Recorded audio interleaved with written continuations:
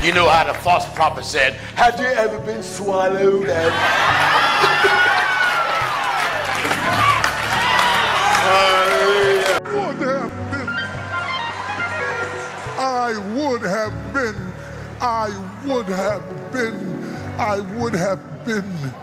I would have been swallowed up. Have you ever been swallowed up? Have you gone through a time of swallowing where everything was overwhelming and you were at your wit's end? That is my point of view. Exactly. I was with Floyd Mayweather. When I met him, I couldn't believe it. Floyd was like, hey, what's up, man? This is my fiance, this is my girl. They was both standing right there. That's what paper do, boy. You got that paper, people fall in line. I don't care if it's... Now, it's a shame that people fall in line because of the paper, but this is a fact. If you got that paper, you can bring your whole family to the barbecue. Not the family you hide. I'm talking about if you got that bread, you can bring everybody to the barbecue and demand they act like they got some goddamn sense. That's my boy about her. That's my boy about him. You trust me. I don't give a fuck what you do for a bitch. It ain't enough. Trust me, my nigga. And once in a while, you meet an exceptional bitch. Remember like in the movies, Django? Yeah. The exceptional nigga. Right. Every once in a while, you might meet an exceptional woman who actually is happy that you are her friend and that you give her love, affection, and anything else. Right. That's rare. I had a bitch, I did everything for this bitch one day. Then when it was time to go, the bitch was like, you coming over? I'm like, I got shit to do tonight. This is a sick Negro. Salutations, greetings, and all that ish. Shout out to y'all. I know I had to check in on this story because people are getting on my nerves with this story. Not necessarily the coach that got caught, but everybody else is getting big. They're getting on my nerves with this. The pro-blacks are getting on my nerves with this story. The general public is getting on my nerves with the story. The media is getting on my nerves with the story. So I had to check in on this. I was gonna do the live stream in New York City. So I was just in New York City. I'm back home, right?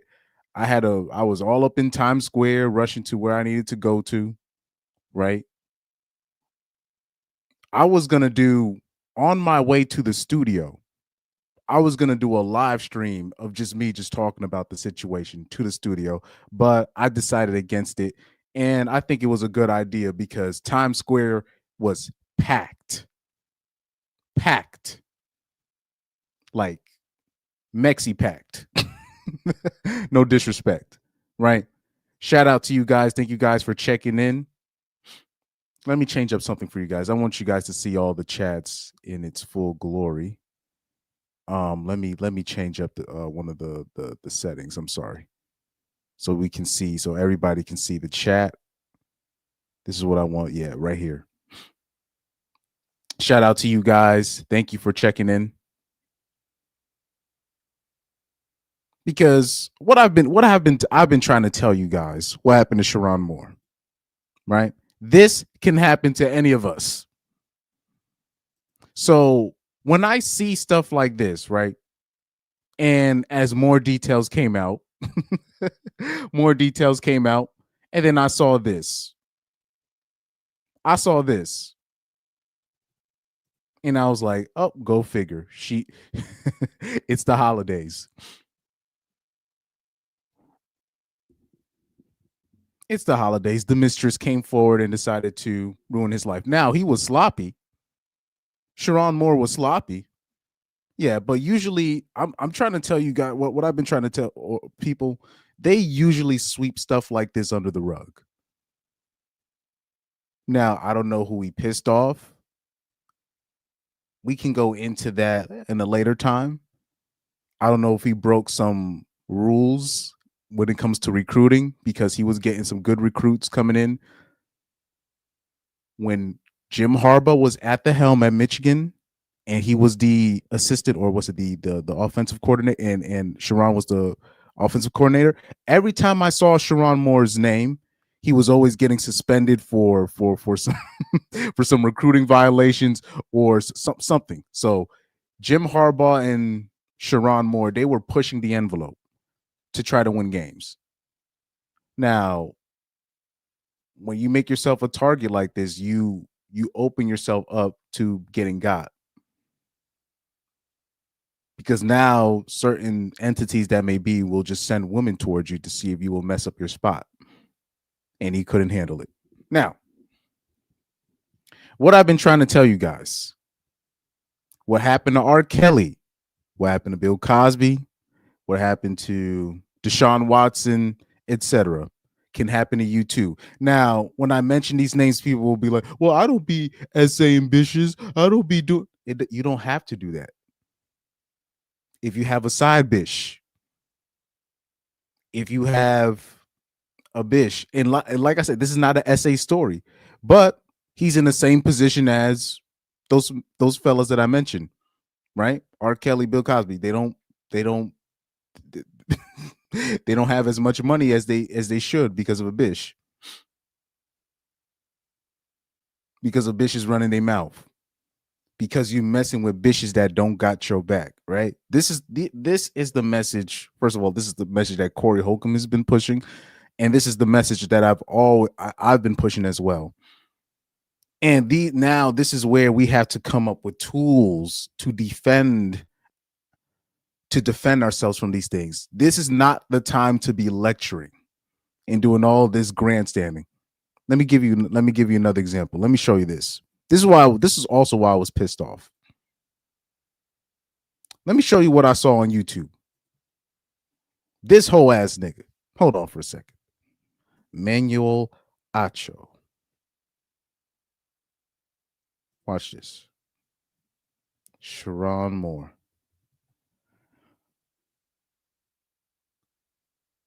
I saw this whole ass nigga, Emmanuel Acho, the person that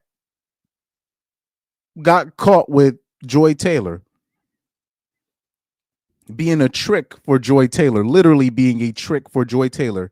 And he's now trying to have something to say about the Sherrone Moore situation. This is what I've been seeing a lot of, a lot of grandstanding and talking down. Look, that can happen to any of us. If you're not, especially most men don't play the proper defense, right? And most men don't understand the only reason why he got caught and not the other coaches. The other coaches are fucking hoes too. It's not just him. They just know how to play defense better. That's all. That's all. You think Urban Meyer don't got hoes? Y'all think Urban Meyer don't got hoes? You think Saban don't have no hoes? Now, the difference is they're not sloppy. But if you guys think that coaches ain't out here fucking hoes, y'all, he was just sloppy with it. if there is a real problem that we're going to address, we really need to address the problem with when it comes to black men and them not going through the proper channels when it comes to vetting and fucking hoes and not putting them on payroll. That's really the problem that we should be addressing. Shouldn't black men in these positions understand that, yo, I'm a coach of this team. I'm making umpteen million dollars. I need to designate a payroll for the young bitches that I'm smashing. But a lot of black men are too prideful to do that. That's what I'm starting to find out. Even with the Shannon Sharp situation, I thought he was paying for the hoe, and then she betrayed. No, he wasn't even paying the bitch, which was stupid. You know, you got black men will mess with escorts and try to finesse pussy out of the bitch without always trying to finesse pussy out of bitches without paying them. You know, this is black. I think this is black. This is really what's black men's kryptonite. I don't even think it's, you know, people say it's just white bitches in general. No, I think a lot of black men's kryptonite is they don't want to pay for pussy. And that doesn't mean I'm pro tricking. I'm just saying when you're at that position, you can't be messing with the office assistant. This ain't the 1980s and 70s where you could literally take the assistant and just bend the bitch down. Fuck the bitch. Literally wipe yourself off and go to your family and nobody say nothing. Those days are over. Side chicks don't want to be side chicks. They want to be shown. Even if she's one of the many bitches, she doesn't want to be hidden. So the smarter coaches, what they do, they either just completely abstain from the bitches, or they have a designated payroll for the bitch, right? They have, concubines, or they buy the bitch a separate house. They don't put the bitch on the staff. They just have the bitch on a separate payroll. Sometimes they might even have a designated dude or a woman to recruit the bitches for him. Right, Leonardo DiCaprio, that's how he runs his program. He has like his security guards. They'll go to the party, and the security guards or the people of the security team, they recruit the bitches for him, and then they bring him back, and then he can do what he do, and then be done. The kryptonite for a lot of black coaches, they don't understand. That's how you're supposed to. If you're gonna be fucking hoes, that's how you're supposed to run your program. You can't just be having a bitch that you fucking with and then just have the bitch on your staff. that's not how it works. That's his mistake, and I think that's many black men's mistake. They're playing the game too honest, right? That's his mistake. But shout out to you guys for checking in. I want to before I go in on Sherrone Moore some more, no pun intended, let's bring this up. I want to bring this up real quick. Excuse me. Let's open up Twitter because I saw a story. I saw another story, which was interesting. Let's see this real quick. Tylil. This was a very interesting story. So Tylil, a very popular streamer.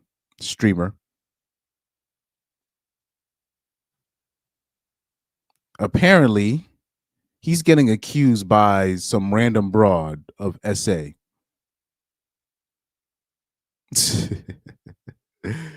Oh, man. So let me see this. Let me see if I can bring up her. Oh, man. So right here, we're going to have this drag queen looking bitch. She's going to give her testimony. She's saying that streamer Tylil took advantage of her. Right.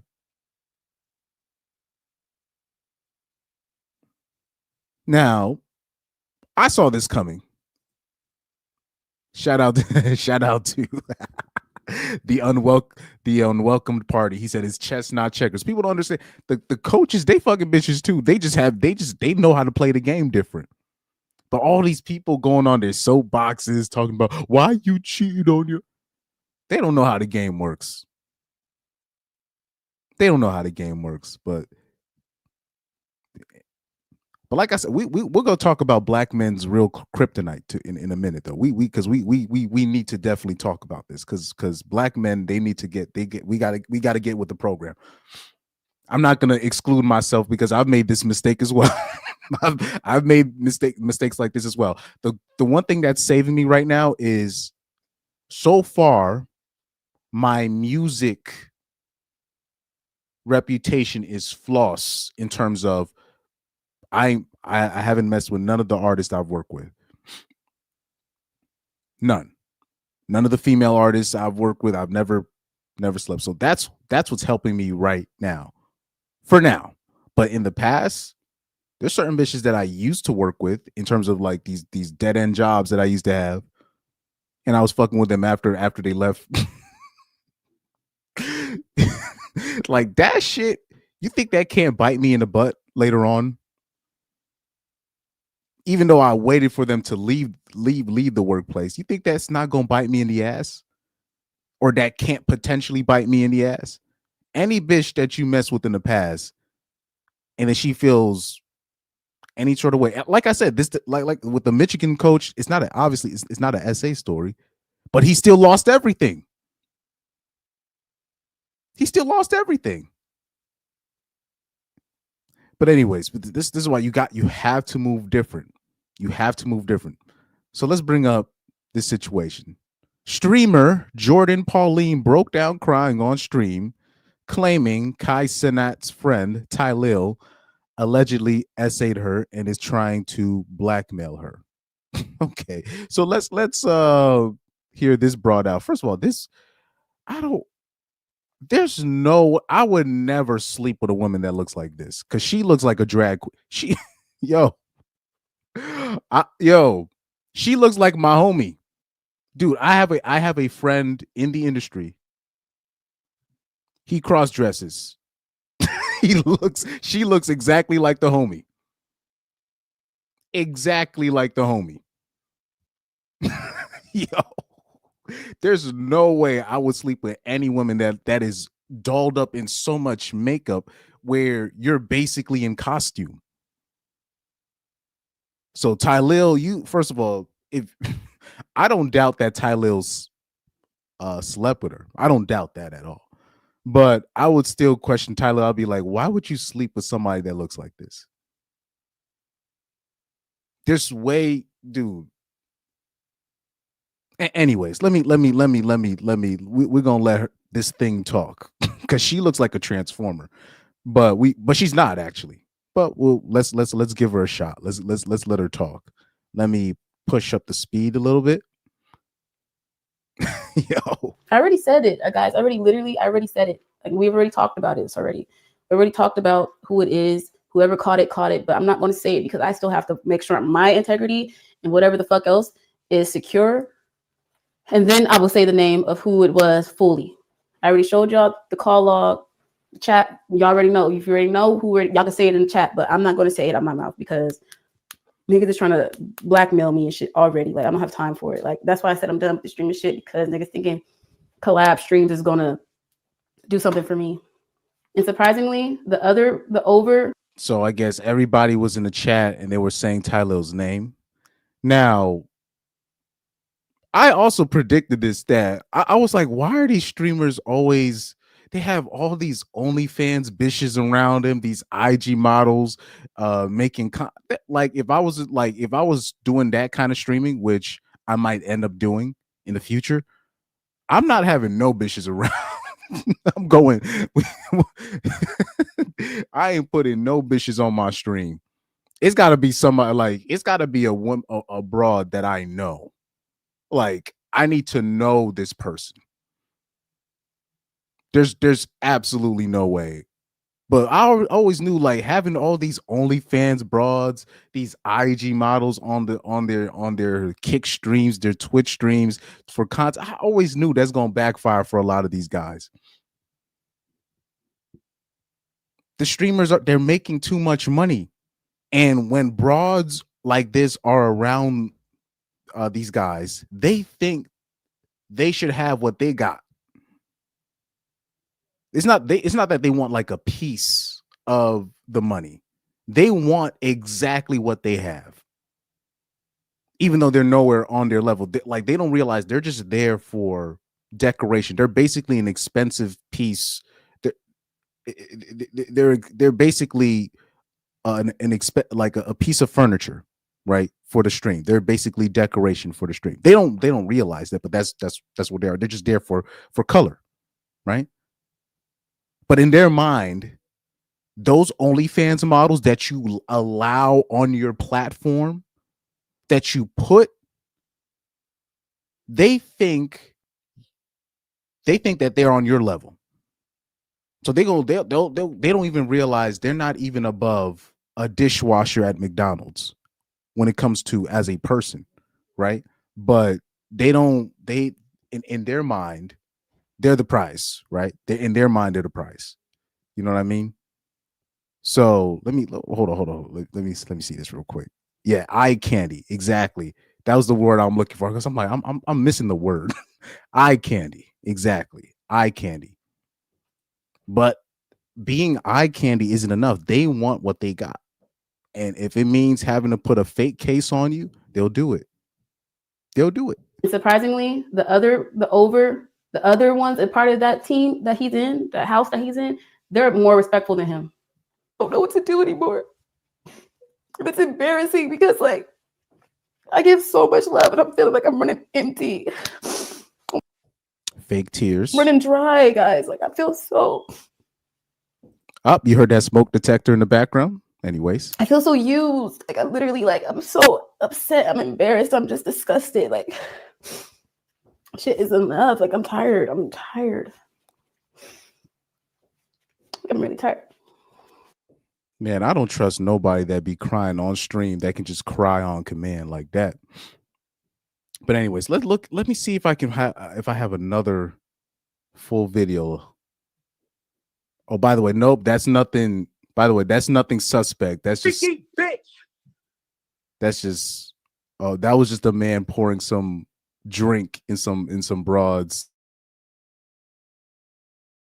mouth. That was no freaky stuff right there. Right? That's just regular hood ish. So let me hold on for a second. I saw another video. Guys, let me see, because I would have sworn I saw another video where she was much more specific about the situation. I already said it, guys. I already said it. Like, we've already talked about it already.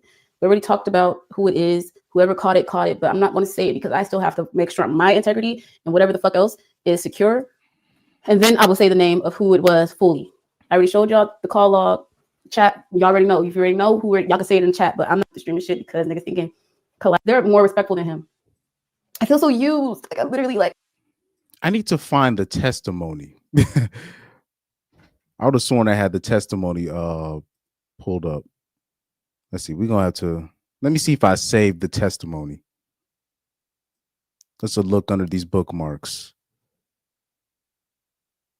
Nope. Where'd he at? Well, I guess I don't have it saved. Let's search up Tylil one more time.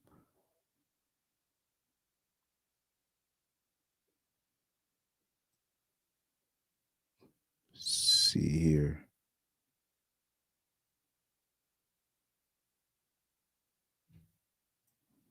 Yeah, it does suck when somebody like that just gonna come out of nowhere and just put all this nonsense. Put nonsense like that. Okay. All right, so now we have another woman coming forward and saying that the broad is lying. This is how bad this nonsense is. So here we have a female streamer coming forward and saying that the broad that came forward against Tylil is just seeking attention. So now that's what that you see how this is sad. This is how sad this stuff is. You'll have dudes. They'll be so afraid to take a stand. To be like, you know what, this bitch attention seeking.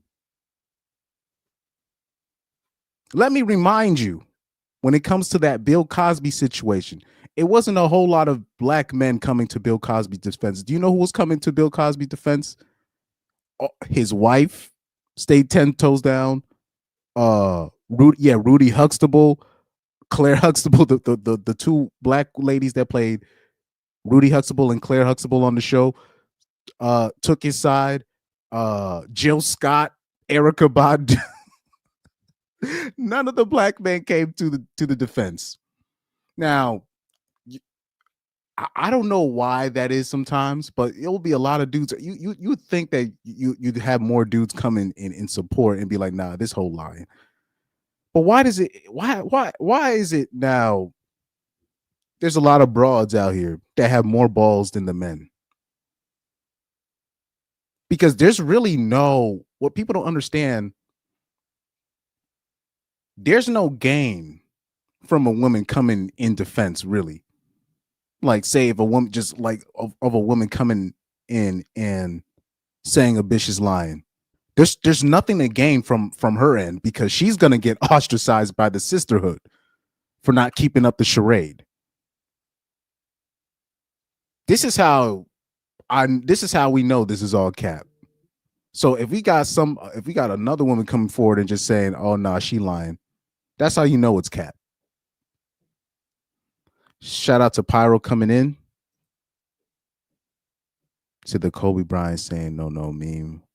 All women, by the way. But let's hear her out because this is funny too. Let me hear where she basically accuses that broad of attention seeking. Not the police. We cannot do nothing about that. They be needing the validation from the internet. I will never, ever get on the internet and speak on allegation against somebody because, for number one, I don't know. I think y'all just be wanting us to blackball people or say we hate them now or something like that. But what does that do for you? He overly do something to you, leave. All you got to do is go to the doctor and get some help. Not the police. We cannot do nothing about that. They be needing the validation from the internet. I will never, ever get on the internet and speak on allegation against somebody because, for number one, I don't know. I think y'all just be wanting us to blackball people or say we hate them now or something like that. But what does that do for you? He overly do something to you, leave. All you got to do is go to the doctor. Now, obviously, she's not outright just saying that she's capping, but if you read in between the lines, she knows she's capping. She just can't outright say that she's capping. Oh, Lord.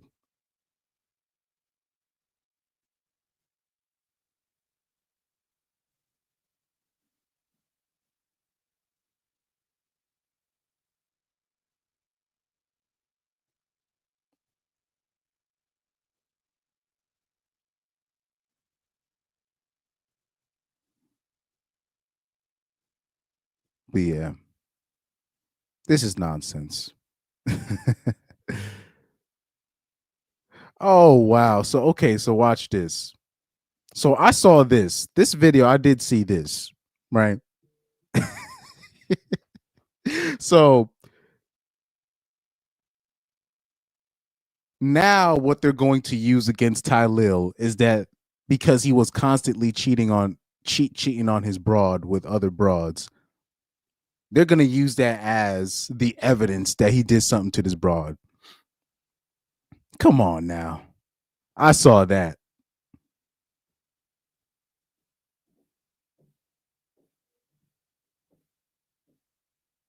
Good Lord.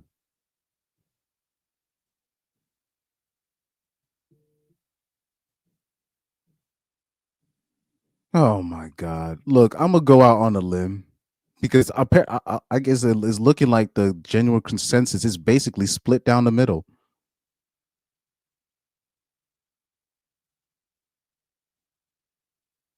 Some people believe him, some people don't.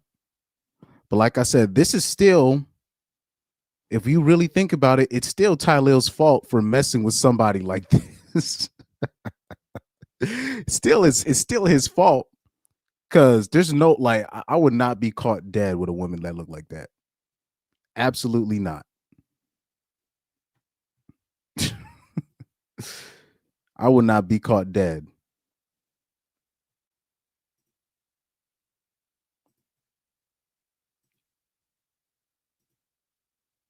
You see something. So now I don't know who Jordan Pauline is. I hope she's not an OnlyFans model, but let me search her up. Jordan Pauline. See, Jordan Pauline. She better not be no OnlyFans broad. I had to search this on a separate tab just in case. Let me see. Jordan.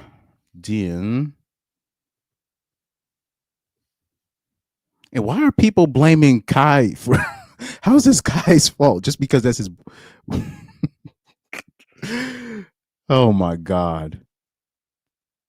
Okay, so here we go. So apparently we have the full testimony. That's what I've been looking for. That's what I've been looking for.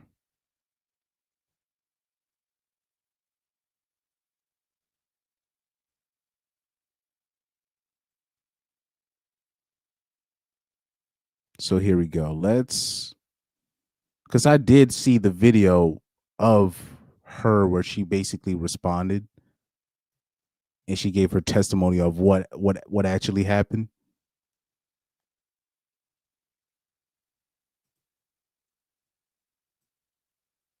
Because I just think she's capping just in general. I don't really, especially in this day and age, it's really hard for me to believe hoes with this nonsense. And the constant clout chasing that these people do it's just hard for me. Yeah, so right here, because Pauline did say that she said she was drunk. She had her phone taken and was allegedly assaulted by Tylil James, who also recorded it during the after party. James denied the claim in a statement, insisting he has never assaulted anyone and plans to share more while heading to Dubai temporarily. Pauline announced legal action and asked for respect as she continues her work. No police report or charges are confirmed as of December 14th, leaving the community divided between supporters and skeptics questioning her approach. Now, Pauline did say she was what so now she's saying she was drunk. Okay. Look. This is the ultimate excuse when it comes to these broads. I was drunk. I didn't know what I was doing. Now, from what I was told, I thought only white women did stuff like this. From what I was told, I thought only white women did these things. I was drunk and I didn't know. I thought white women did this. Oh my God. Oh yeah, this is true. 15YJZ said, I've noticed that more men are afraid of societal shame. I agree. I mean, there's facts.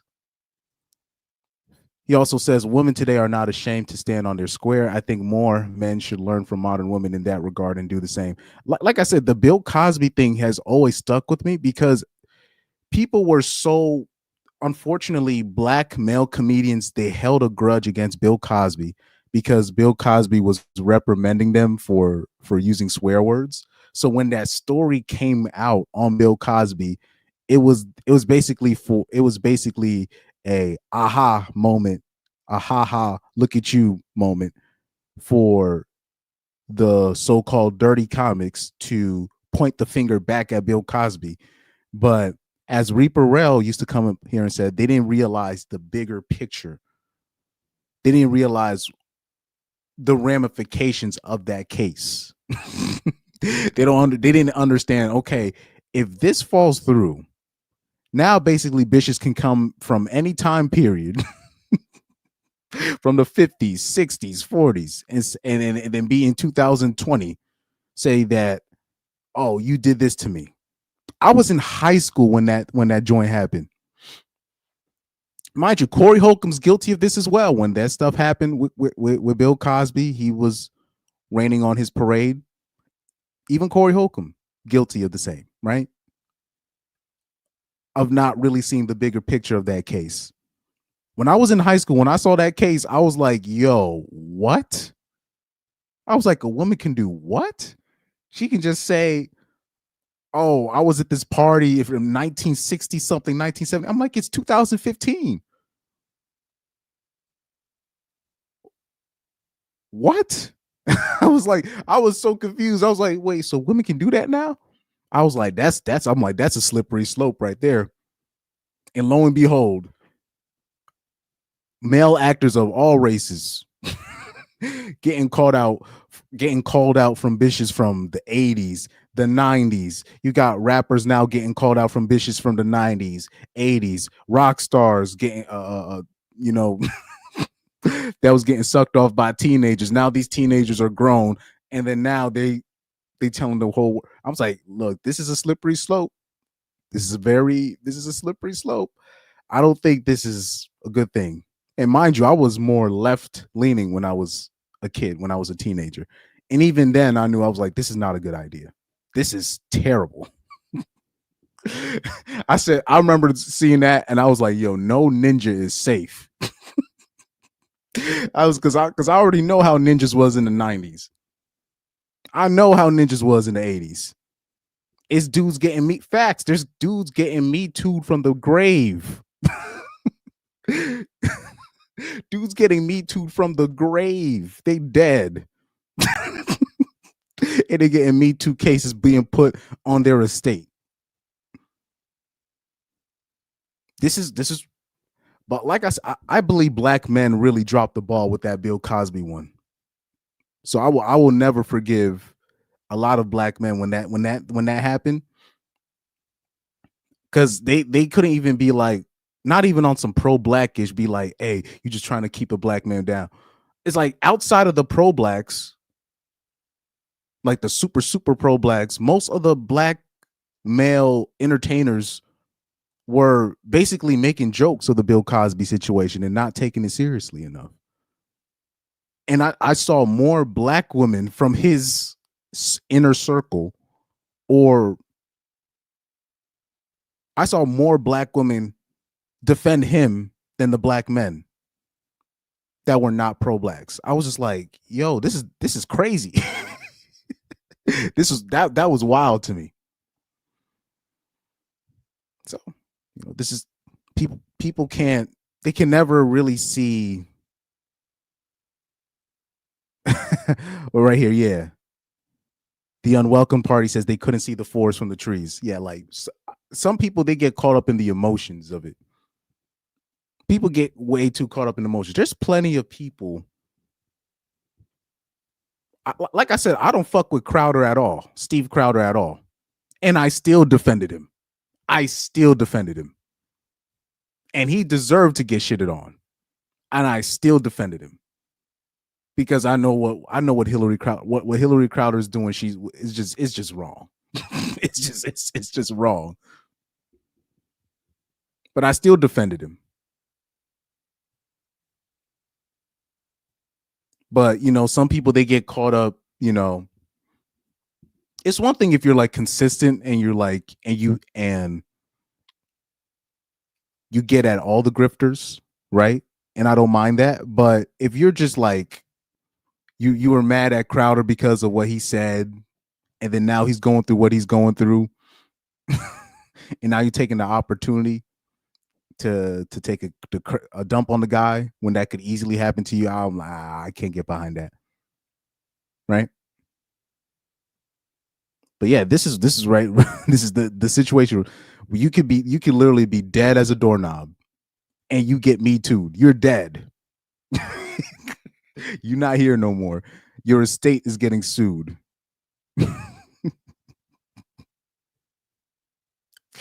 Yo, this is crazy, man.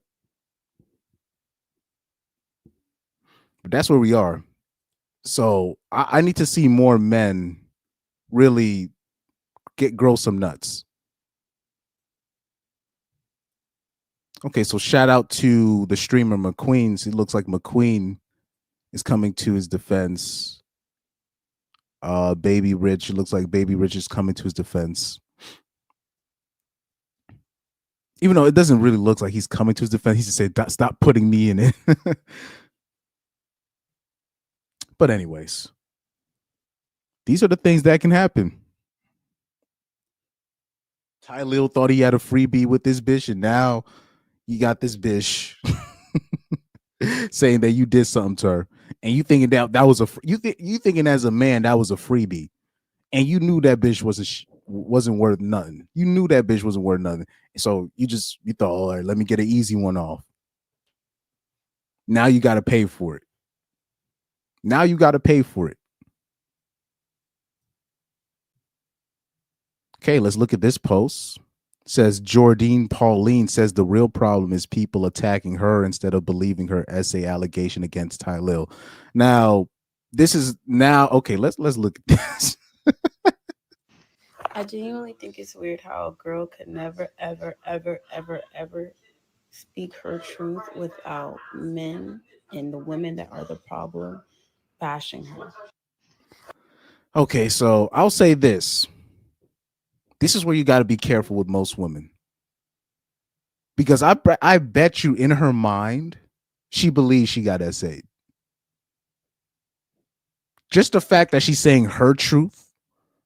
If you're hearing a broad saying her truth or my truth, that broad, you're not even supposed to forget sleeping with her. You shouldn't even be talking to a broad like that. So if she feels wrong, if she feels a certain way, it's going to be SA. Remember the DoorDash girl that the white DoorDash girl that got in trouble? She said she got SA'd.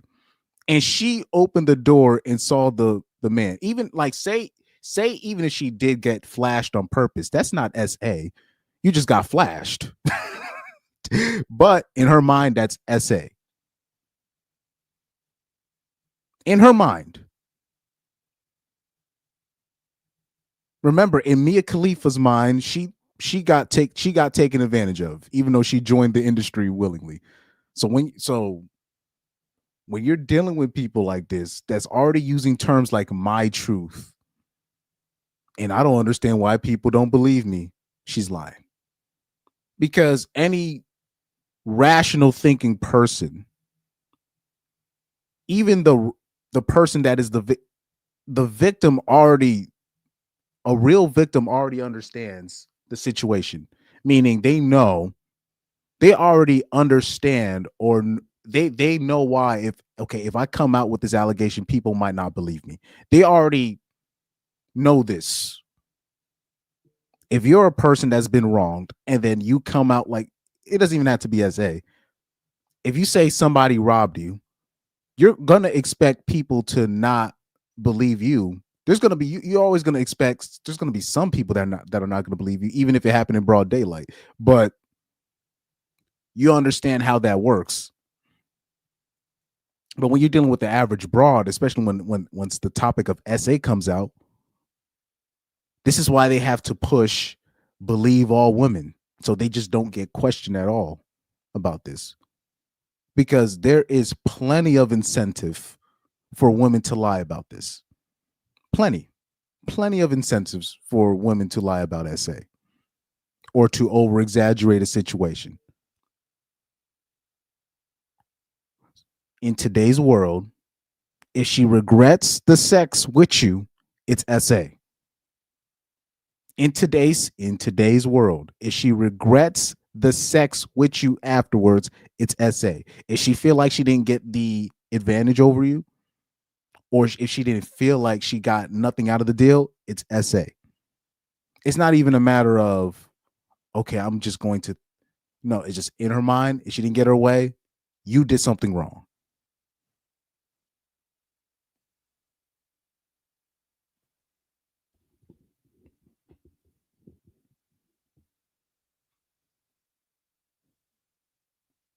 This is why you have to really vet all this, like those days of just, you can just fuck a bitch and then not worry about her later. Oh yeah, I'm gonna just kick her out of my house. And no, look, first of all, if you messing with a bitch, there should not be alcohol involved, period. If you even suspect alcohol is involved, you got to just kick her out. And the worst thing that she could say is, I was drunk and I needed some help and he kicked me out. I'd rather get that on my name. I don't mind getting that on my name. If you even suspect she got alcohol, you shouldn't even be smashing. Now,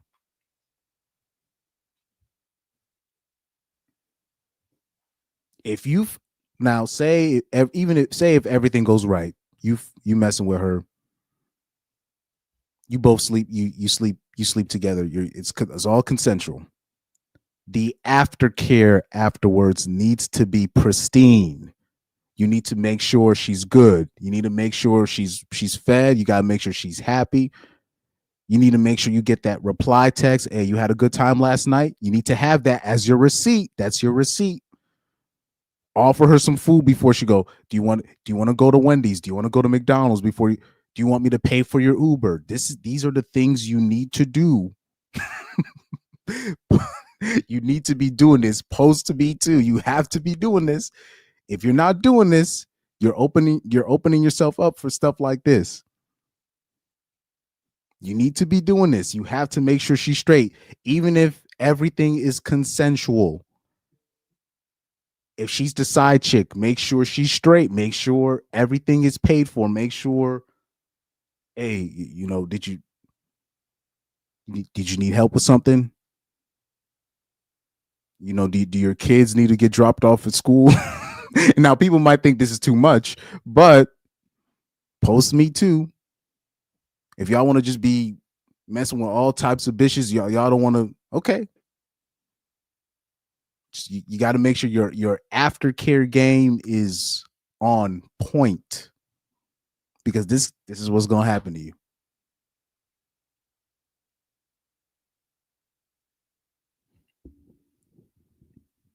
Now, imagine if Tylil practiced aftercare,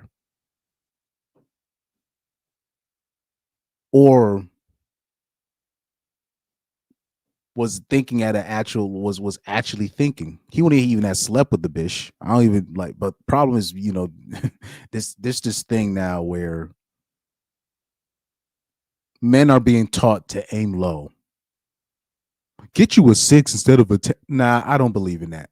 I don't believe in that. I really don't believe in that, because people don't understand the 5s. They think they should get what the 10s get anyways. I'm talking about in today's age. This is not the 2000s or the 90s where strategy like that works. No, the 5s and the 4s, they think they're above a man that's like a 6 or a 7 in their minds. So this whole aim low and hit strat, no, I don't believe in that. Me personally, I don't believe in that, because then you end up in these situations, and then you got a bitch that looked like she in drag talking about you did something to her. Hey, I don't, man, F all that. I'll be damned. If a bitch look like that, she in drag, ruin my career. Ruin my streaming career in Twitch. Make me lose my sponsorships. Make me lose my potential. Then just to find out this bitch is just lying.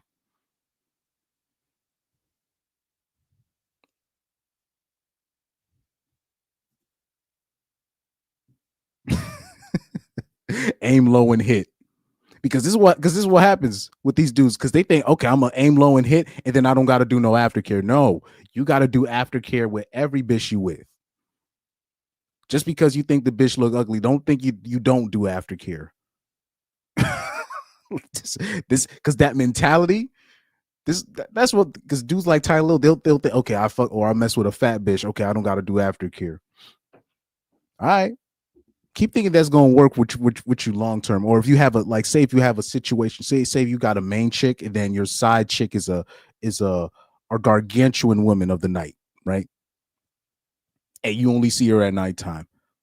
Eventually, she's going to be mad. She's going to get mad at you for just leaving after your post nut clarity hits, and you can be like, man, I got to get back to my family. She's going to be mad at you because that post nut clarity, when a post nut clarity hits a man, it it hits different, man. And the woman can see it. You don't want to hang with her afterwards. You don't want to. You just want to get out of there. You just want to. You don't even want to. You don't even want to be. You trying to take a shower at her crib as soon as possible. You trying to get home to your family, or you trying to get home to your chick that you actually care about as soon as possible. You don't think? I don't care how slutty she is. She's gonna feel a certain way about it, man. That aim low and hit mentality, that's gonna bite a lot of y'all. And when I say y'all, I mean just in general, not you guys in the chat. I'm just saying that aim low and hit, I don't subscribe to that. Not me.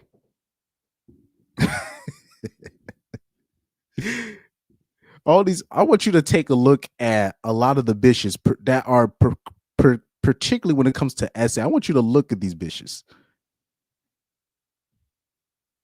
And a lot of these bitches are like mids that got hit. And it got hit it and quit it on.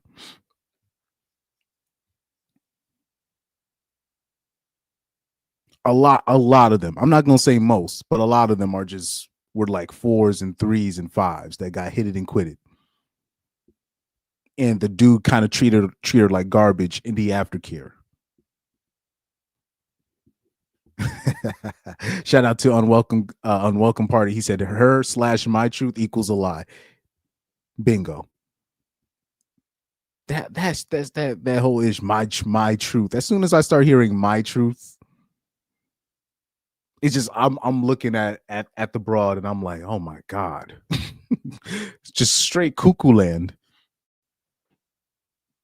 But that basically confirms she's lying. But I'll say this, I do. He definitely slept with the bitch. I know that. He should be ashamed. He should just be ashamed. He should be ashamed for just sleeping with the broad. That's really what it is. He should just be ashamed of that fact alone. But SA, no. I'm not gonna go that far. That's crazy. No. Absolutely not. And then she said that happened basically the same night of the streamer awards. That's when it happened. Like, no. Yep. The Unwelcome Party also says I can revoke consent at any time is too much power. Retroactive consent. This is the era that we live in.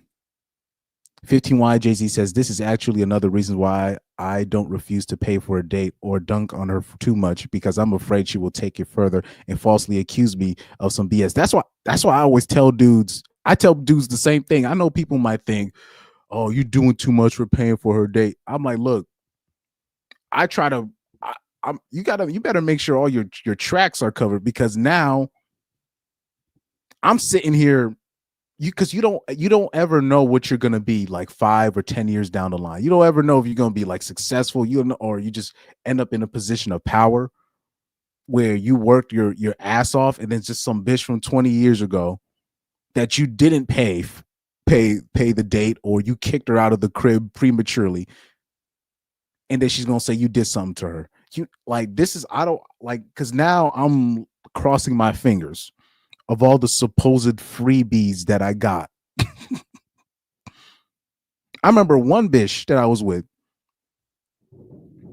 I was messing with her like multiple times. But I remember one time she came with a bottle.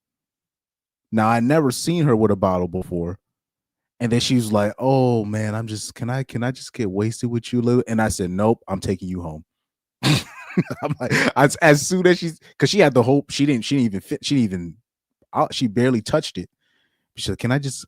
I need some. No." I was like, "Nope, we're taking you home immediately." Nope. Hell no.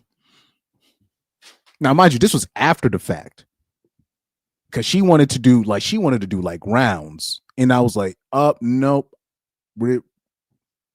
I'm done for the night. Let me take you home." I'm not done. We're not even gonna go there. You better, like, you have to make sure your tracks are covered. Everything needs to be, as a man, you need to make sure everything's on point. And if you don't want to do that and you want to just take a risk, fine. Fine. You know, if you plan on working at Amazon workhouse, you know, for the warehouse for the rest of your life, or Wendy's, or being the, you know, the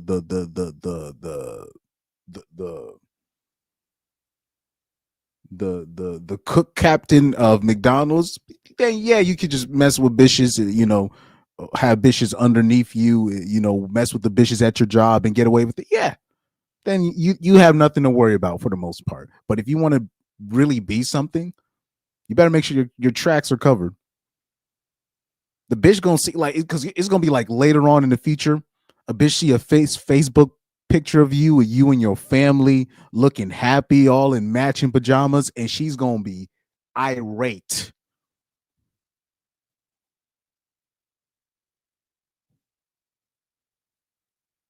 You gonna have what? Half these stories is that you see Conor McGregor, he proposes to his bitch, he or something like no, like he was showing off his bitch was, he announces the pregnancy of his main bitch. Okay, my main bitch just got pregnant. Next day, assault essay allegations. Anthony Edwards, right? He announces that his main bitch is pregnant. The next day, oh, one of his side bitches that he got rid of is saying that, oh, I aborted his kid or whatever. Coming out the next day.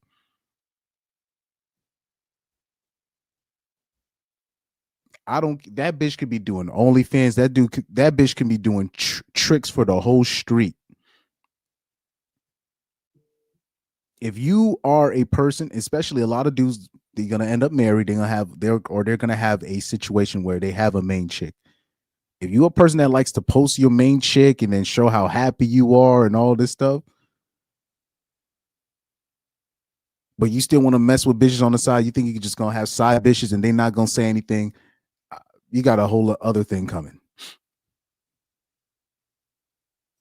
So Pyro says, does the aftercare have a 100% success rate? No, nothing in this life has a 100% success rate, but it has a pretty it's up there. It's up there, because at what that method does, when you do the aftercare, so in the rare cases if she goes rogue, you have all your receipts. There's a lot of stuff that stopped, like where basically the lawyer pulled out. Remember, like, even I remember there was like this one case where the lawyer, what's the lawyer from Houston that be extorting niggas? What's that guy's name? Tony Busby. Remember when one of the bitches tried to accuse one of these dudes of something, and Tony Busby was like, no, because he saw the proof. The guy had he had his. I'm not saying his hit now. He didn't really do aftercare, but he had his receipts. He just had text messages. He didn't do aftercare. He just had his receipts. So now imagine if you already are doing the aftercare, you're already making sure I pay for Uber, I paid for this, I did that. There's less incentive for her to come out in public and try to make you look crazy, because you basically you made sure she didn't starve. In fact, she's most likely her next move is going to try to get on your good side so she can get more favors from you, more financial favors from you. So she's not going to put you on blast.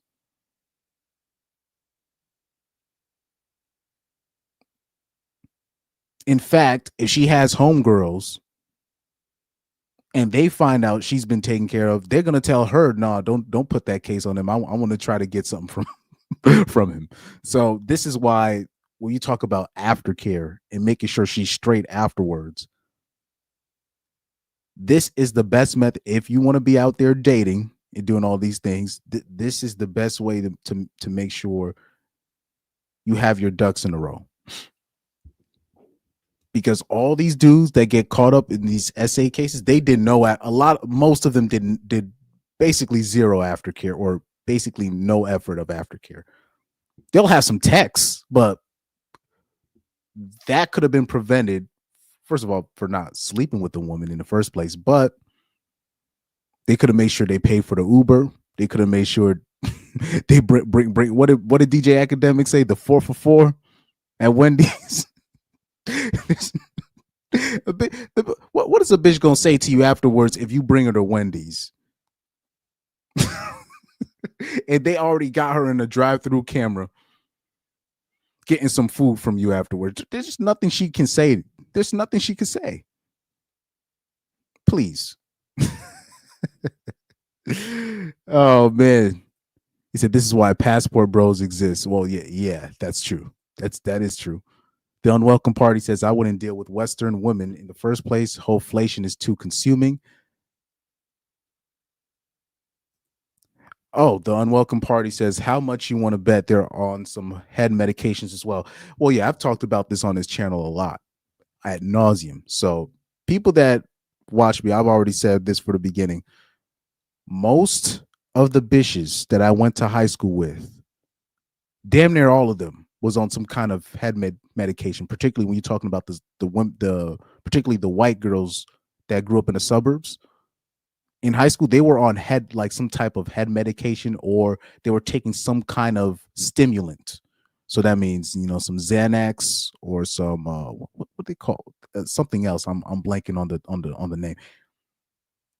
They were taking either some kind of stimulant or some head medication since 13, 14 years old, and they never stopped taking. Oh yeah, Adderall. That's what I was missing. They was taking Adderall, or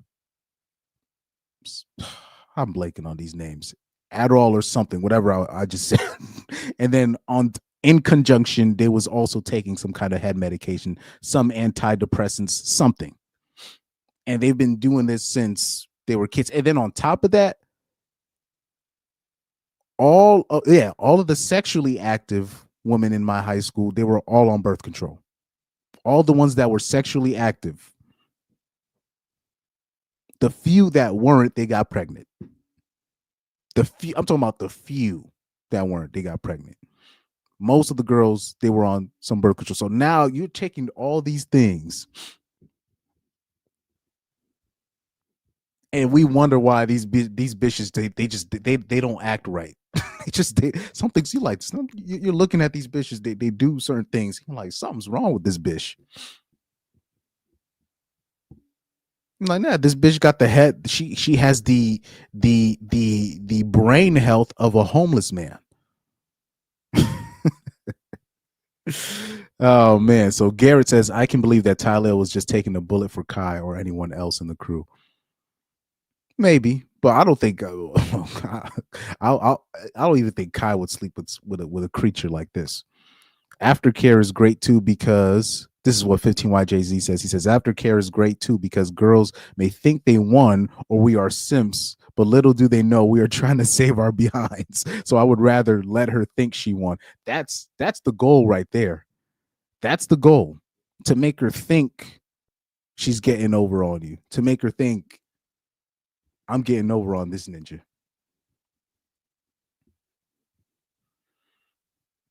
That's the goal right there. That's the goal. Meanwhile, that's the delicate balance you got to try to play, understanding that you won, but making sure you make it where she feels positive after your encounter with her. Excuse me. Sorry, guys. So yeah, get that. I enjoyed our date. I enjoyed seeing you. You got to get that text, that confirmation text. That's what I call it. The confirmation text. Yep. These are things that, because now I remember I saw did you ever see that clip?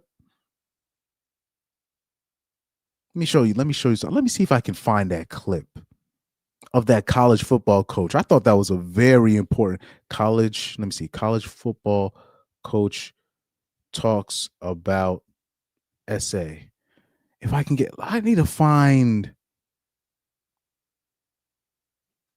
There was like a football coach. He was talking to his college players, and he was talking about college football coach lectures players about aftercare or something like that. It was like a college football coach. He was like he was talking to them like, look, when you messing with women, I forgot which I think he works at like he works at a school that wears purple. I don't know if you I don't know if you guys know what I'm talking about. It was a black bald like defensive coordinator or somebody, and he was trying to lecture his boys like, look, when you done with this broad, or when you messing with girls, don't be making fun of her after you done with her. this is how you this is what can lead you into trouble. Because you got these dudes, they'll mess with the broad. She do all types of slutty things for you, and then these dudes, they be bragging about it afterwards, pointing at her, calling her a slut afterwards, and then they can't fathom why the bitch put the case on you. It's because you you sitting there calling her sluts and 304s and all of this after you sitting there. She walks by you, you act like she not there. You're not cordial with her afterwards. You laughing at her behind your back with your homies after you done smashed her.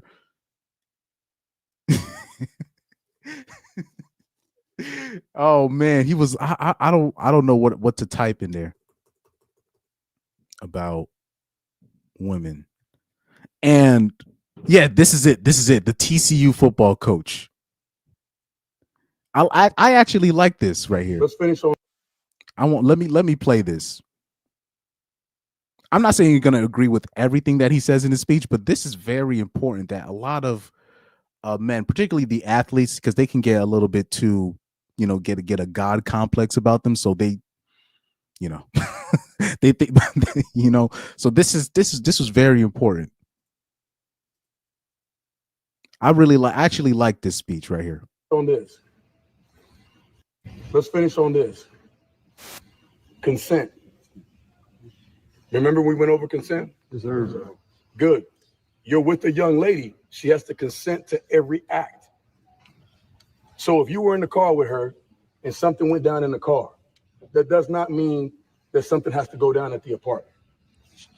Yes. Yes.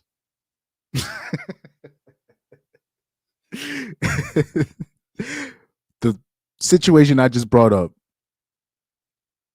we were in the car doing it. We were literally in the car doing it. And then she says, let me go for another round. She brings out her bottle. And I was like, you know what? No. We not doing this. We just gonna drive you straight home. I'm not, no, this is terrible. Now, most men, they just gonna let her get hammered.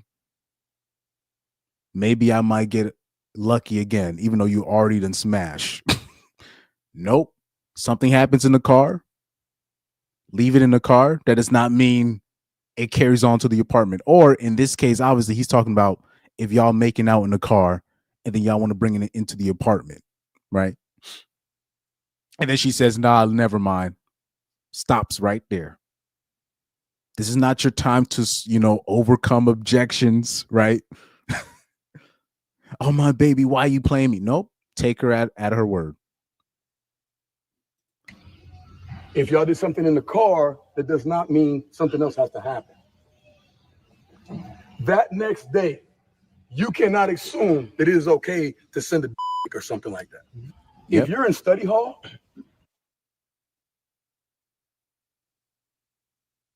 you heard that, guys? Hold on. Let me rewind that real quick. you cannot assume that next day, you cannot assume that it is okay to send a or something like that. If you're in study hall and a trackster walks by you and she's got tights on and she's going to study, you can say, look at that fat. That's harassment. She has every right to turn around and press charge against you. If you're not quite sure. Now, obviously, this is extreme, but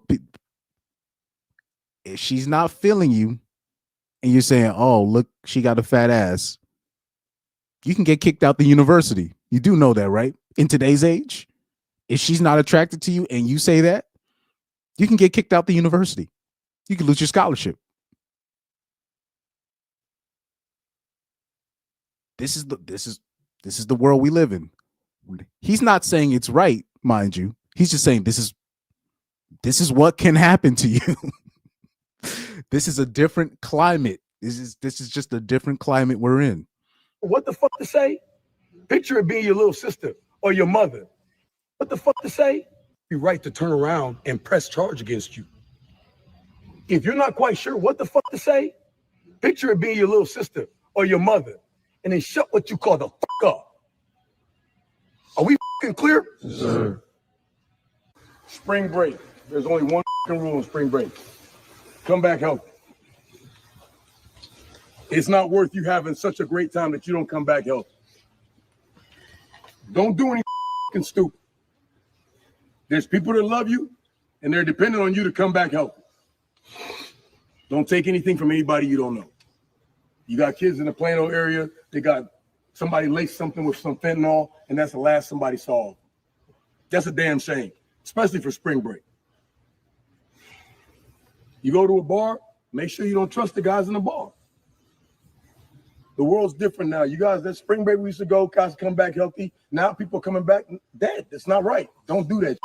Don't go somewhere and do something that's going to cost your family. Next thing, drinking and driving. Be smart.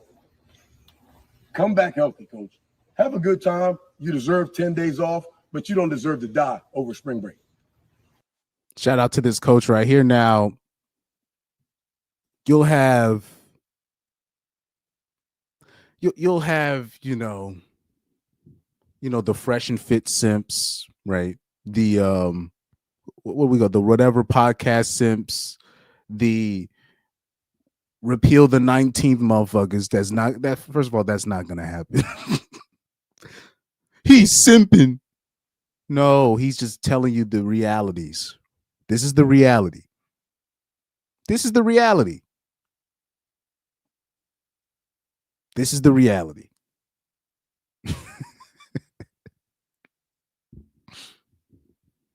And I'm happy that he brought up, like, this is not like how back in my day where we could go somewhere and then we could just come back. As long as we make it to Monday, we're good. No, this is a different time.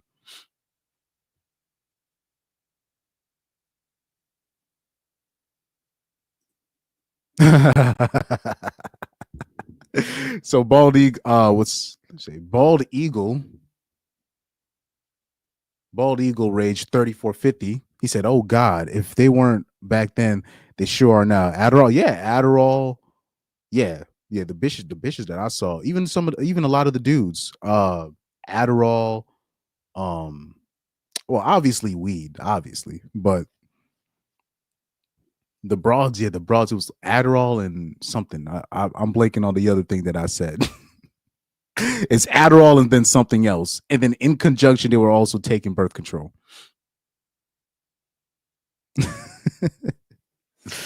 You know? But this is unfortunately, this is everything now. What's it? What they call it? Enthusiastic consent. When you're dealing with women now, you need to really look at it. This ain't about pleasure anymore. Just let my animal brain take over. No. It's business. When you're dealing with women now in today's age, it's business. And mind you, she could have really liked you too. She could have really liked you, but that shit can turn. That shit, what? And then all of it, she catches you laughing at her or calling you a 304. Now you end up on a 13 Reasons tape. you on a 13 Reasons tape. Now you got to give testimony to the police on why this bitch decided to throw herself off the building.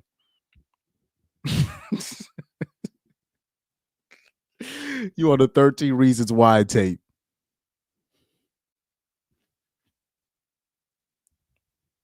Because the 304 caught feelings for you. And then she caught you, laughing at her. Stop laughing me. She on 13 Reasons tape. Oh man.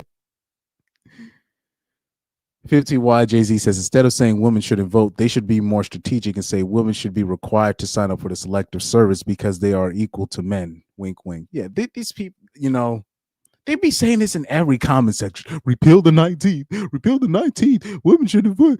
Well, first of all, most men aren't even brave enough to say this in public that women shouldn't vote. That's number one. Number two, that's not happening.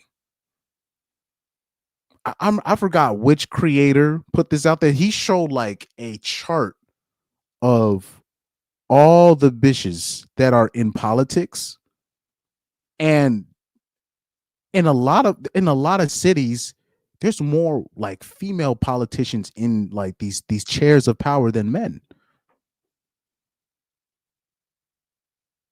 I don't care how based you think the broad is. She's in that position. She's for women's rights. First, number one. I don't care how Republican you think she is. Please.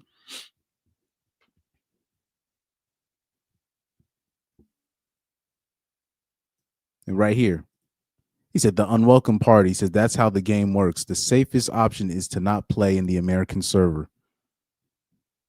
Like I even see, like I remember I heard, AJ, he even said like, look, don't mess with the bitches at all. Just save. He says just save your money, go like on a Colombia excursion trip, like once or twice a year, and then get that all out of your system, and then you just come back to the America like fully drained and focused. It's a hell of a strategy, but I see where he's coming from. Oh yeah, Myron. Yeah, repeal the 19th and all this. Look, that is not finna happen. That's not gonna happen. There's too many bitches involved in politics, and men allowed it. Men allowed this. It's too late. It's too late now. What bitch is gonna give up her right? The only way bitch is gonna give up their rights to vote is if you can simultaneously trick them. If you can double jeopardy in their own game. The only way you can do that is like by saying, look, we have this law. We can give you more rights, or we can take away your rights to deleting your babies. Choose one. That's the only way you could trick a bitch out of giving up her right to vote. If you can double jeopardy in turn, make her choose either her right to killing her kids or her right to vote. That's the only way a bitch is gonna give up her right to the vote. That's it.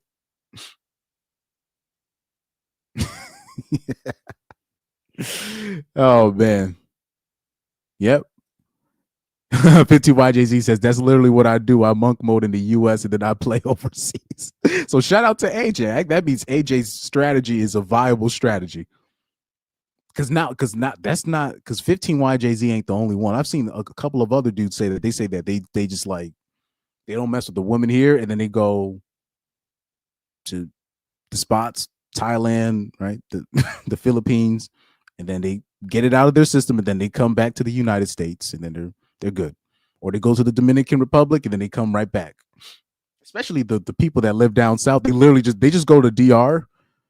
They go on like a trip like once or twice a month. They do it at least like once every like 3 months. They go to one of these spots in the Caribbean and then they come back, particularly in the DR.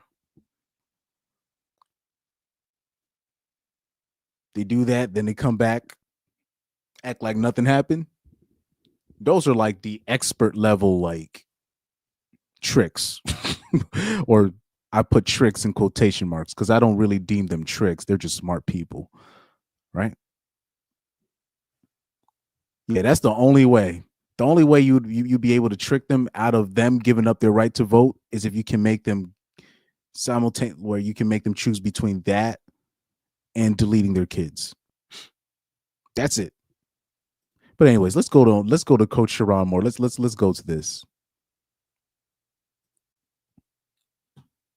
Because I think I have the documentary. Somebody let me bring up a normie. a normie documentary. Michigan concluded. Here we go.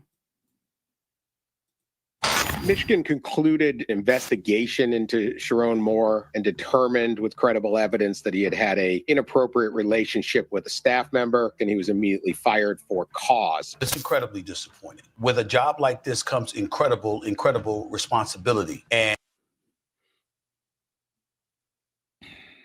I don't know what's wrong with YouTube lately where I can't adjust the speed. See, playback speed, normal. I can't change the speed on here. The fuck? But oh man. I'm gonna watch this later on. This is gonna be funny. Shout out to the Star Report. But anyways, let's go. Let's go. Let me see if I can find this joint.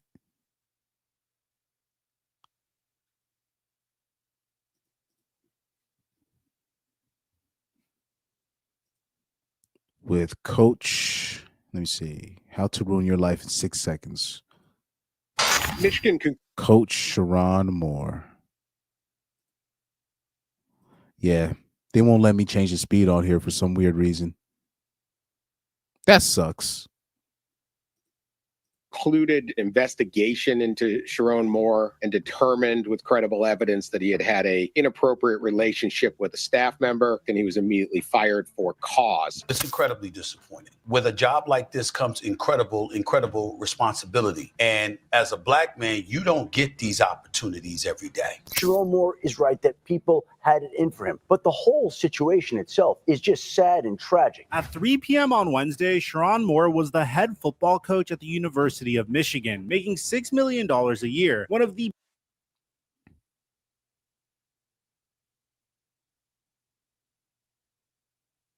Wait, what? Hold on for a sec. I'm seeing something on the right-hand side. Sorry, pardon me for a little bit, guys. I gotta look at this.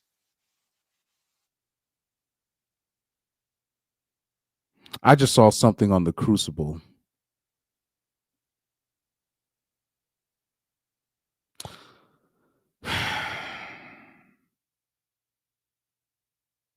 I pity. Look, let me get back to this.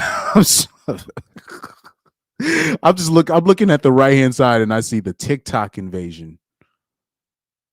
What are they doing? Anyways, the best jobs in all of sports. By 8 p.m. that same night, he was sitting in a jail cell. And I need you to understand something. This is not just about a coach getting fired. This is not just about having an affair. What I'm about to tell you involves 911 calls with stalking allegations, a knife, claims that he showed up to someone's house and attacked them, reports that he's now under 24-hour mental health supervision. This is the story of a man who helped Michigan win their first national championship in 26 years, completely falling apart in the span of a few hours. Now, I wanted to give you guys a trigger warning. This is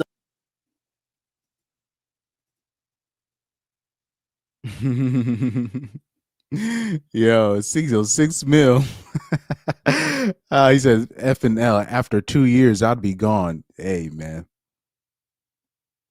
But like I said, I don't know if they're gonna go through this in the documentary, but what I remember from Sherrone Moore in his short stint, he was getting in trouble for other reasons. Now it's not even bitches involved. Like he was getting in trouble for like recruiting violations. Him and Jim Harbaugh was getting in trouble for stuff like for recruiting violations. They was violating some kind of rule. So he made himself a target. So it could be a situation where he was targeted because he did flip one of the number one recruits. He what's his name? Bryce Underwood. So he was a dude. He was getting recruits. He was getting people to Michigan. He was getting the top guys to come to Michigan. But what he doesn't understand, like now when you're an elite coach or you're en route to being an elite coach, you need to be on your P's and Q's more than ever because now people are going to be sent to you, certain people are going to try to involve yourself in your circle, not just bitches, just people in general, but they're there to sabotage you, right? Or whatever habits that the university or other programs have swept under the rug when you were winning, but now they want to kick you out. They start revealing certain skeletons in your closet. So clearly this guy was sloppy, and he probably had people to clean up his dirty work, but this time they're like, nah, we got to kick you out some way. We're just gonna stop sweeping up. People don't you see how like people call Antonio Brown crazy right now, and he's insane and he's a bad person, but people don't understand prior to 2015, Antonio Brown was considered a model citizen by the media, and that Odell Beckham Jr. needs to be more like Antonio Brown, and Odell Beckham was the bad guy. But what people didn't understand, and I was one of the few people calling it out even then, I was like, nah, I've seen Antonio Brown is a weirdo. I'm like, what kind of, I used to look at this nigga be like, yo, this, because he used to be doing like twerking celebrations back then. And I'm like, what kind of nigga do that? What nigga twerks? A grown man twerks after a celebration. And I would look at his posts on Instagram when he'll be showing his family and his situation. I'm like, oh my God, his family, like his family situation with his then girlfriend or wife, tumultuous wife at the time. I'm like, this looks like a mess. And I'm like, this is the person you're saying Odell Beckham Jr. needs to be like? I'm like, this nigga right here? This fugazi, all right. Now, what people don't understand with guys like that, you have handlers, you have people of the media team. They sweep their stuff under the rug. Now, once contract time starts coming around, or dude starts the whole ass nigga starts taking advantage of his leverage, that's when you start seeing certain things of him in the media go out. Oh, he did this. He just broke a rule. I thought AB followed all the rules. No. This dude be showing up late. He doesn't show up for meetings. Blah, blah. All this start coming out after he gets paid or during when he was trying to get paid.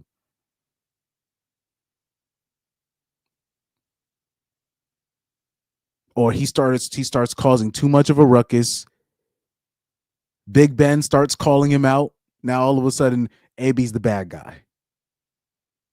Even though for 3 or 4 years they were trying to tell me Odell Beckham Jr. needs to be more like AB. This is how the media works, right? There's not really many clean coaches per se, right?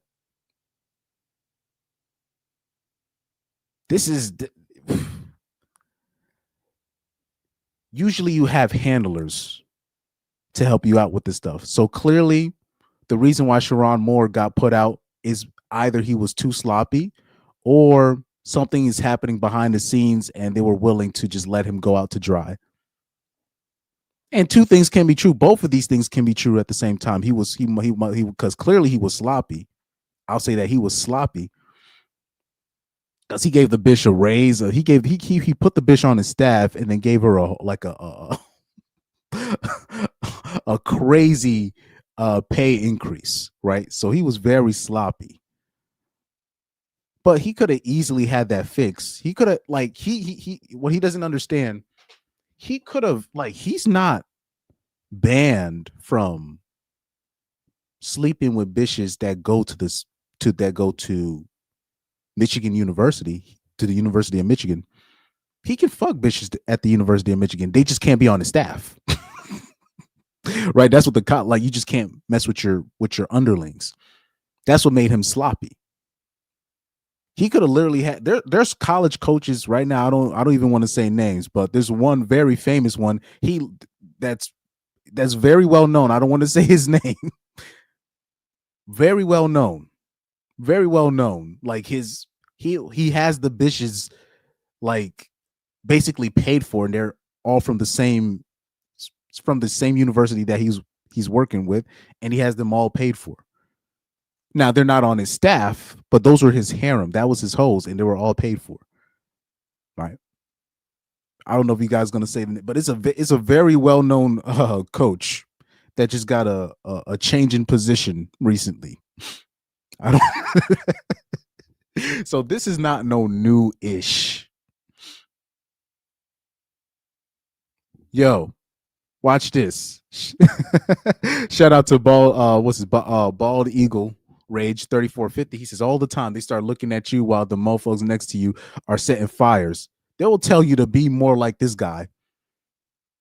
They like the media's sitting there. They mad at Odell Beckham Jr. for throwing a temper tantrum on the field, and then they're saying, "Why don't you be more like this guy?" They don't say Julio Jones. They don't say. I'm like, why are you saying AB? But out of all the people they could have used, they use AB. I'm like, AB, like that whole ass. All right.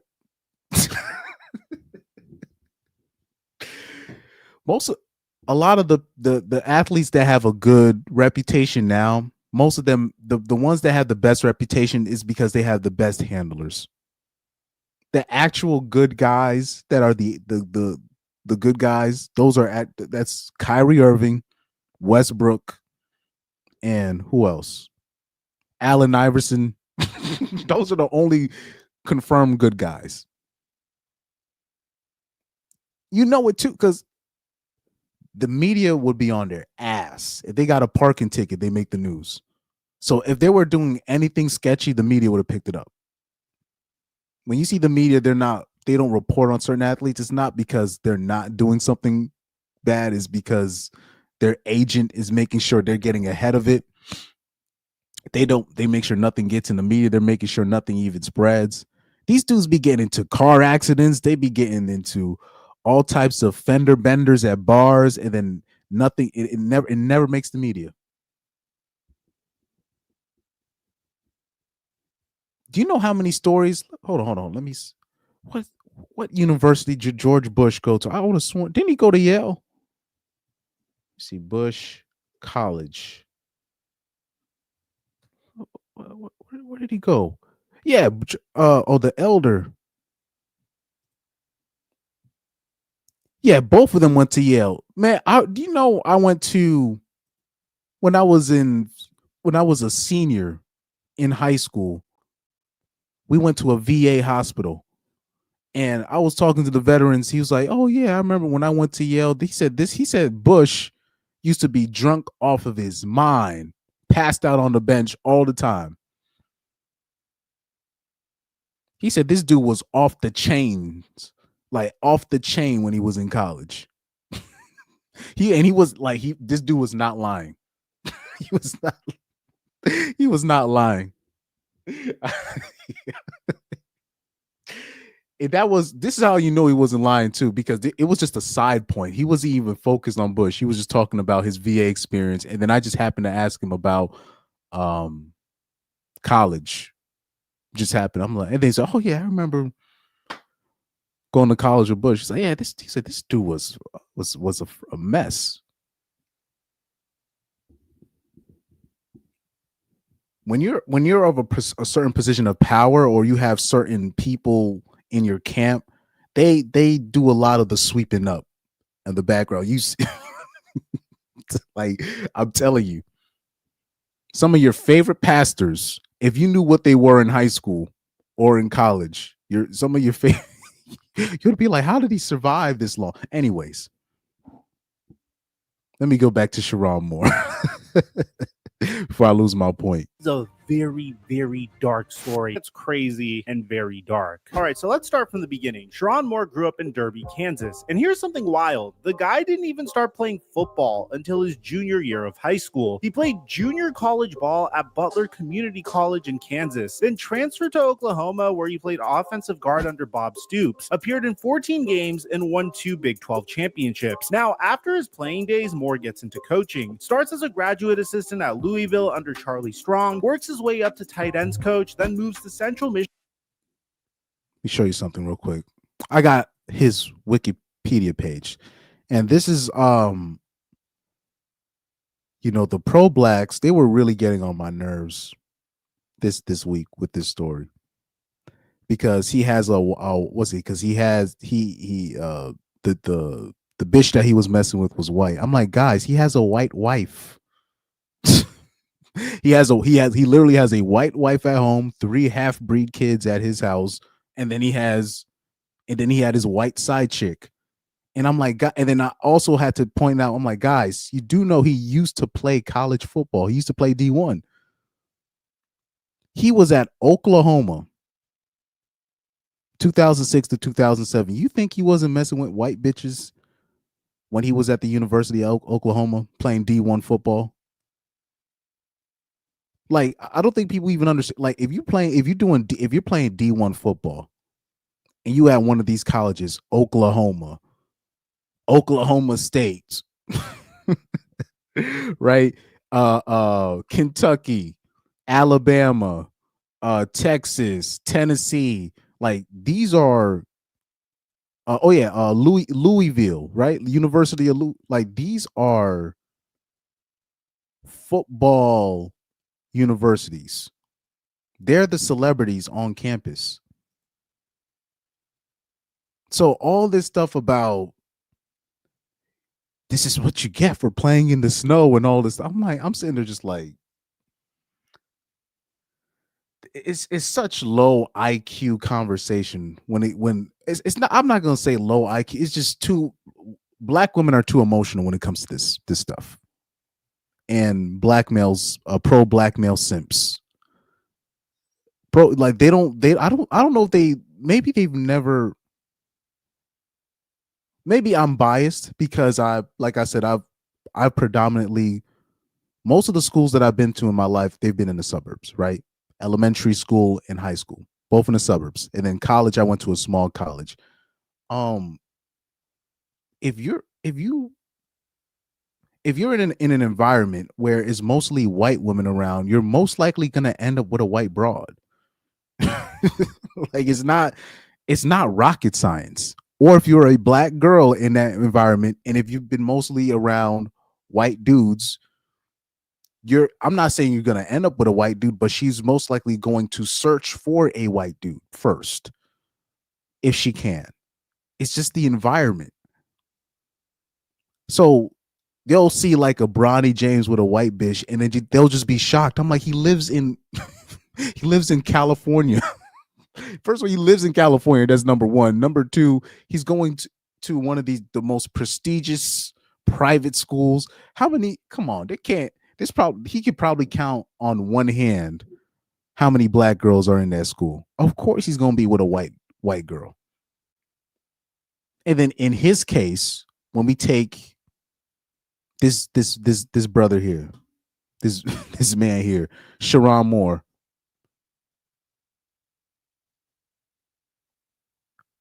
I don't know where Derby High School is in Kansas. I don't know where in Kansas, but I'm pretty sure where he was at, there was probably plenty of white girls where he was living, where he went to high school. And then on top of that, he went to the University of Oklahoma and University of Louisville, and then he played ball at University of Oklahoma. He was probably at University of Oklahoma and then was basically spoiled with white bitches. That he was like, okay, this looks like I'm a white. Looks like I'm just gonna be with white bitches. I'm pretty sure that's what happened. Just like, well, I'm just gonna be with white bitches. So this is not like him. He just sampled, a snow bunny. he just happened to sample a snow bunny just recently. No, he's clearly, this is a man that's been dating white women for a while now, or at least sleeping with white women for a while. for like a good minute. So all these people talking about this is what I'm like, so what about the other years when he was a player, and then now his situation? This is clear what happened. He was sleeping with the help. It doesn't matter if it's a black woman or a white woman. You can't be sleeping with the help. But there's a lot of black men in the comments. Of course, black women are going to be sensitive about this, but there was a lot of black men in the comments that were talking about, this is what happens when you mess with a white girl. I'm like, that can happen. I'm like, if you have a side chick, if you have a side chick, she's gonna go rogue. It doesn't matter what race she is. There's not, how many decent side chicks are there in this world? Like, that's not going to expose you if you out here cheating and doing dirt. Sherrone just went about it wrong. You're not supposed to put the bitch on your staff, or if she was already on the staff, you're not supposed to be messing with her. You could he could literally mess with any other bitch in Michigan. The bitch can't be part of the staff. You know what I mean? So that was his mistake. But yeah, it was really telling. I'm looking at these comments and I'm just like, bro, this stuff about race and all this stuff, like, bro, this is way beyond that. The unwelcome party, he says, I've been to OU before. The way women would throw themselves at the athletes, especially the stars, is ludicrous. Like I said, you don't even have to be a star. You don't have to be a starter. If you're on the team, it's D1. I saw broads throwing themselves at athletes in like and I went to a D3 school. I know people are now going to start people are going to start now narrowing down the schools that I went to now. People are like, okay, we're narrowing it down now. I saw that it was I'm talking about, I went to a small college and hoes was still bold. Because the thing, when you go into a small college or you're in a small environment, everybody knows a little bit about everybody. Like, so whoever you're sleeping with, people gonna know. And the hoes was still bold. So now imagine you at a campus like a UConn, right? One of the bigger campuses I've been on, right? You at a UConn, you at Fordham University, you at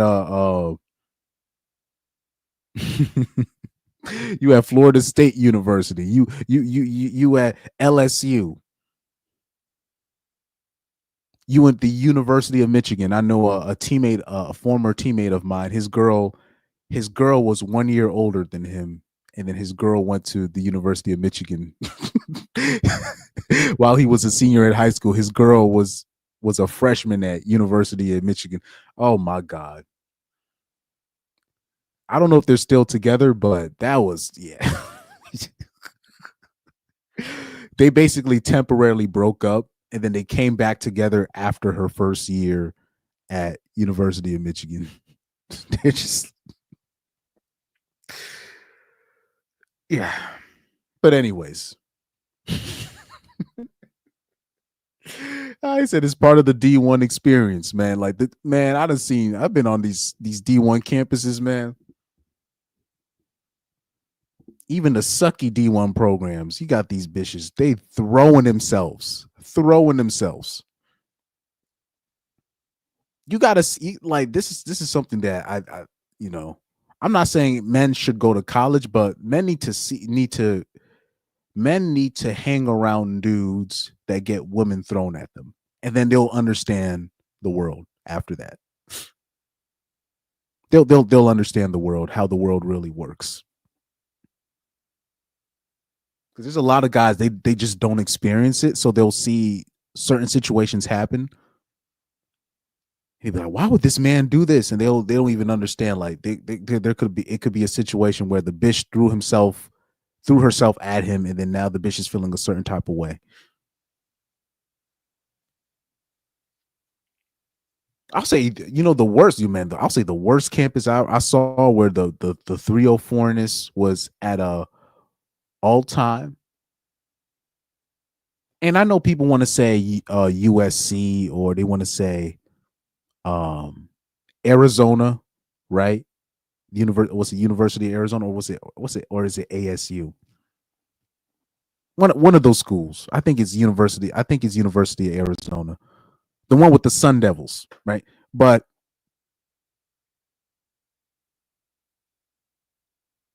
I'll say the big one of the ones that I saw when I saw 304s, the most 304s, I would say UCLA. I'll say UCLA and you see UCLA.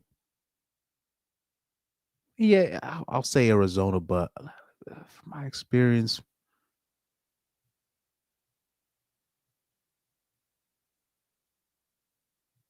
I saw there's a D2 school that got a lot of hoes on there.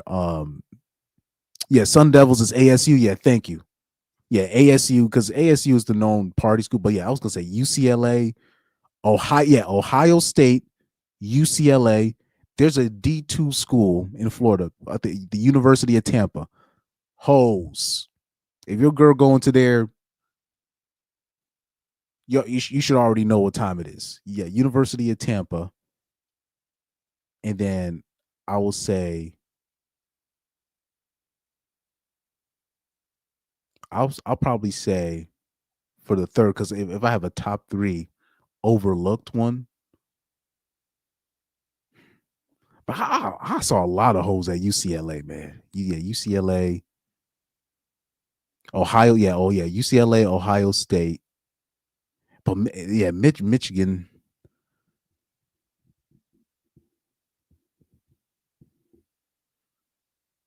College Station, Texas. Oh Lord, hold on. He said, "Have you been to Prairie View during homecoming?" No, I have not been.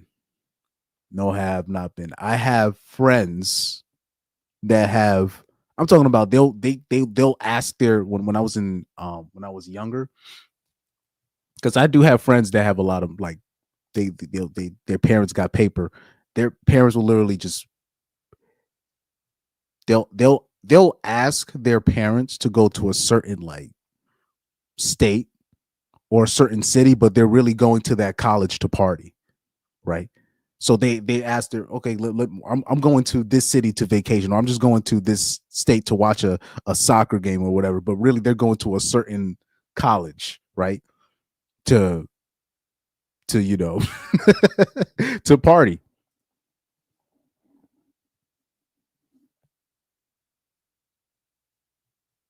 Let me see some Perry View.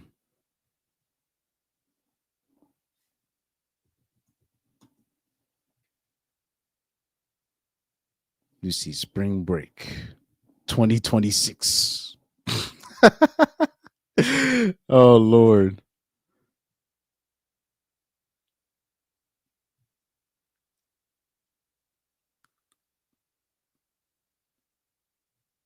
But anyway, yeah, I'll say that, yeah, College Station, Texas. College Station, that is a very underrated spot. Very underrated spot. If your broad is going to College Station, aka Texas A&M, you should already know what time it is. But yeah, back to Sherrone Moore. This whole thing where they just acting like he just found this one white bitch and he lost his mind. He's been messing with white bitches. That's no new. That's nothing new. That's nothing new. Yo. Michigan, where he catches the attention of a guy you may have heard of, Jim Harbaugh. Harbaugh brings him to Michigan in 2018 as the tight ends coach, and this is where things really take off for Moore. Moore gets promoted to offensive line coach in 2021, and he was really freaking good at his job. Under his leadership, Michigan's offensive line wins back-to-back Joe Moore Awards as the best offensive line in the entire country, the first program to ever do that. But on top of that, he produced multiple NFL draft picks. He helped Blake Corum set the single-season rushing touchdown record with 27 touchdowns in 2023. The guy was a rising star in coaching. But here's where things interesting. Things get really interesting. And pay attention to this part because what happens next is going to be really important later. During the 2023 season, Jim Harbaugh gets hit with not one, but 2 suspensions. First for recruiting violations, then for the Connor Stallion sign stealing scandal that had the entire college football world losing their mind. Yeah, he got suspended for it, and then Sherrone Moore also got caught up in that mess. So I remember seeing stories like this about Sherrone Moore, and I was like, "Oh, okay, this can't be good." Or maybe he's one of these guys that like to push the envelope. And if you're one of those guys that like to push the envelope, people are gonna start looking into how you do things. Minds. So who steps in as acting head coach? Sherrone Moore. And here's the thing. Moore didn't just keep the ship afloat, he wins. Michigan goes 4-0 with Moore calling the shots. They beat number 10 Penn State on the road. They beat number 2 ranked Ohio State 30-24 to clinch the Big Ten. Now Harbaugh does come back for the playoff, but it was Moore who got them there. Michigan goes on to win the Rose Bowl and then beats Washington for the national championship, their first title since 1997. So when Harbaugh leaves for the Los Angeles Chargers in January of 2024, Michigan doesn't even hesitate. They already had their prodigy. They had their next man up. They immediately promote Moore to head coach. He signs a 5-year deal worth $27.5 million. For this, Ooh-wee. And by the way, with these college head coaching jobs, they get paid so much where basically if they were like them getting an NFL coaching job afterwards would actually be a step back. That's how much money it's not necessarily just how much money, but just how much clout you get. Just how much clout you get in the whole state. Especially if you're at the you got the University of Michigan, you're basically the governor. you're basically in that level of governor, politician, basically.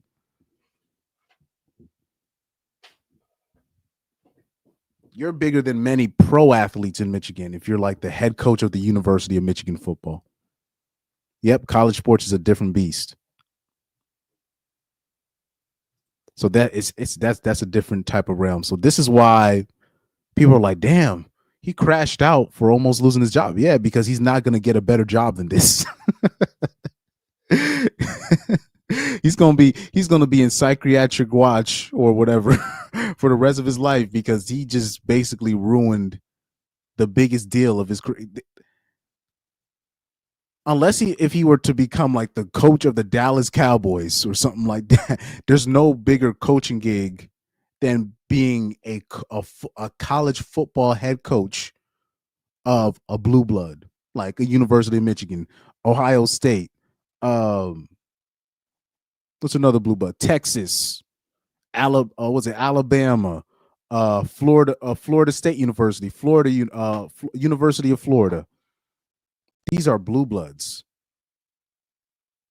So it don't like when you're the coach of these institutions, you're bigger than most pro NFL athletes. Your name ranks supreme. Most people don't even know. You'll be surprised. You'll be like, if you take the University of Michigan, right, or the state of Michigan, most people in the state of Michigan couldn't even tell you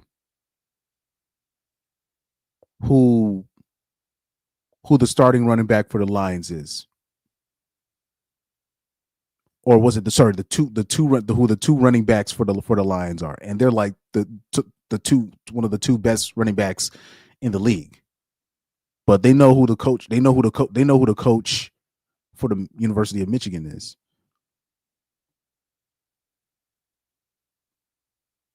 That's how big college football is. So that's in the state of Michigan. Now imagine if you're you're at the University of Alabama and there's no pro sports in the state of Alabama.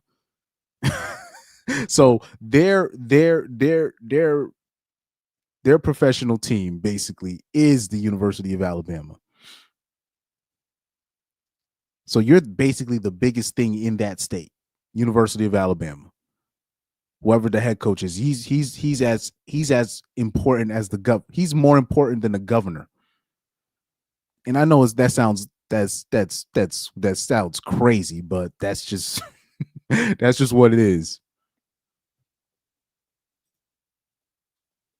The Unwelcome Party says Crimson Tide is the official team of Alabama. Basically.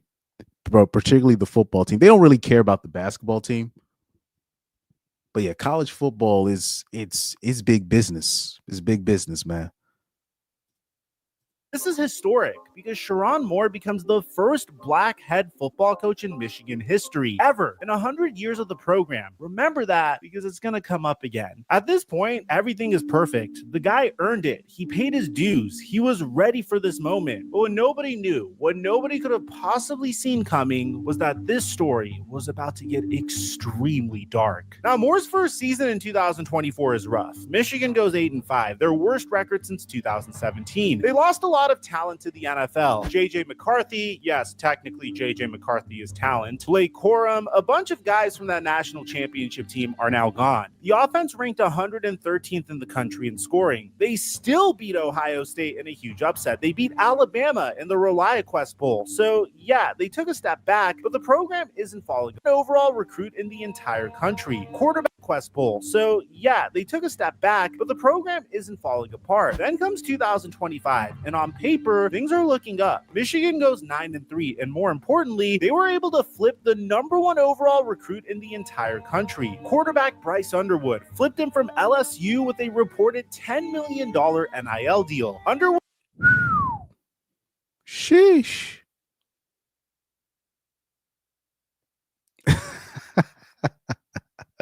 Oh man.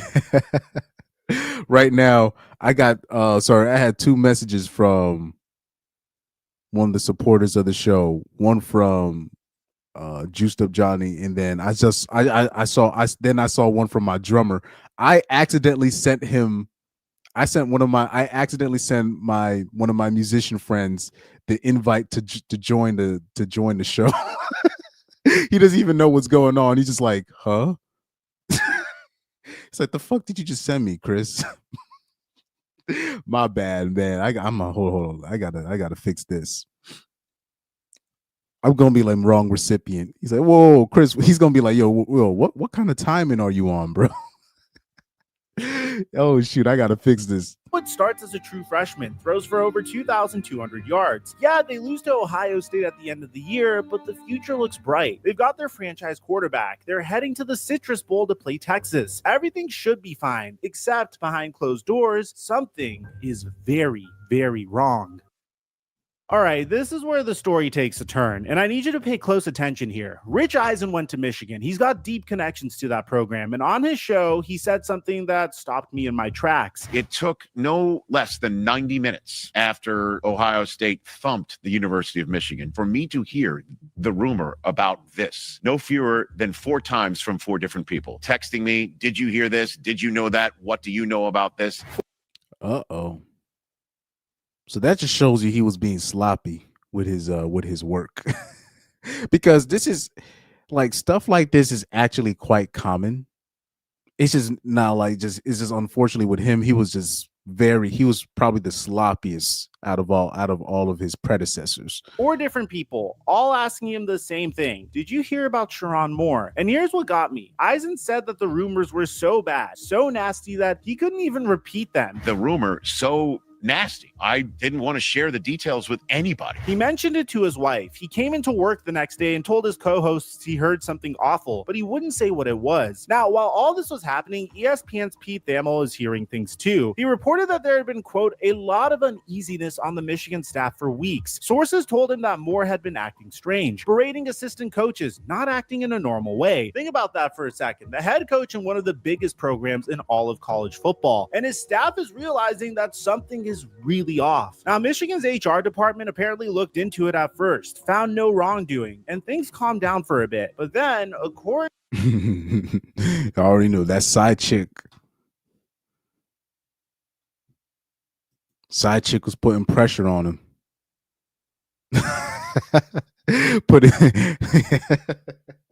Oh this is the nonsense that happens. Adam Schefter on First Take, something changed within the last week. New evidence came forward that the school felt was irrefutable. And that brings us to Wednesday. On Wednesday afternoon, Michigan Athletic Director Ward Manuel calls the coaches together, then the players, and drops the bomb. The official statement read like this exactly. head football coach Sherrone Moore has been terminated with cause effective immediately. Following a university investigation, credible evidence was found that Coach Moore engaged in an inappropriate relationship with a staff member. This conduct constitutes a clear violation of university policy, and maintains zero tolerance for such behavior. Now, here's a detail that's going to be important. Reporter Nicole Auerbach reported that Michigan had been alerted before the meeting that Moore was dealing with mental health issues. Yet Ward Emanuel fired him alone. No HR rep, no security, just him. That decision is going to be questioned for a long time because what happened next, nobody could have predicted. All right, this is the part of the story. Hold on, let me rewind this real quick. Let me rewind this. Was irrefutable. And that brings us to Wednesday. On Wednesday afternoon, Michigan Athletic Director Ward Manuel calls the coaches together, then the players, and drops the bomb. The official statement read like this exactly. head football coach Sherrone Moore has been terminated with cause effective immediately. Following a university investigation, credible evidence was found that Coach Moore engaged in an inappropriate relationship with a staff member. This conduct constitutes a clear violation of university policy, and Now, when you read this, this is what I told you why he was sloppy. He could have just had the bish. He could have had any bish at Michigan. The bish just can't. The bish just can't be on staff. Like you could literally be. You could be a male coach at. You could be a male coach for a female team, and literally just date all the female team, like all the female players is like their roommates. You can literally sleep with all the roommates of the female teammates members technically, and you're not in violation. But once the bish joins your staff, or she joins any part of the the sports medical team, or she becomes a player, you're in violation, right?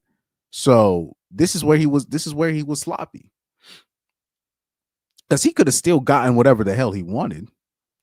So it calls into question, why risk it all for this specific side dish? Why? So this is where I gotta be like, whoa, what? Some crazy is happening here.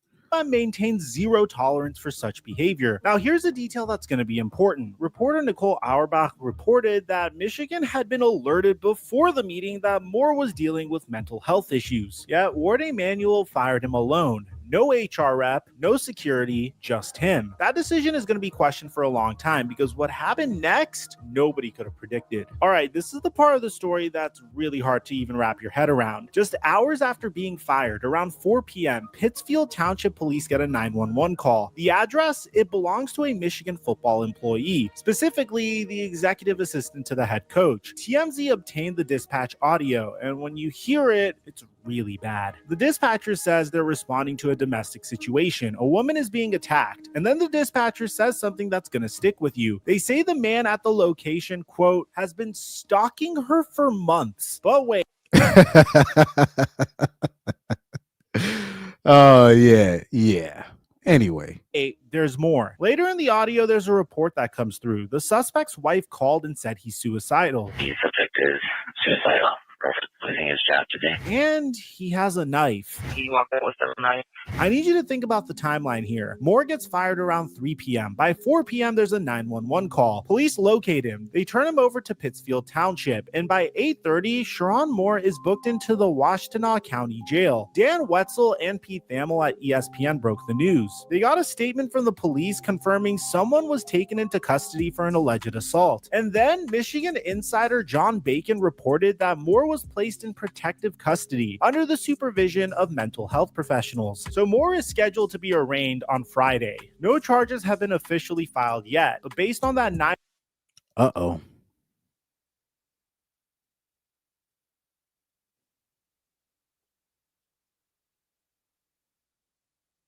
Hold on for 1 second, guys. Somebody just asked me for my Cash App. because I had a paid rehearsal today. Oh man, let me put this Cash App in real quick. This is ghetto as hell. Yeah, why do y'all think I was in New York today, man? I ain't doing this shit for free. But it was actually a culmination of all the rehearsals I was at. So let me put in my Cash App information real quick. Let me put in my Cash App real quick. Somebody's about to send me some donations.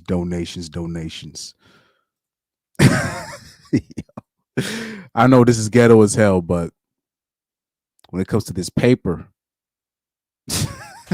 donations,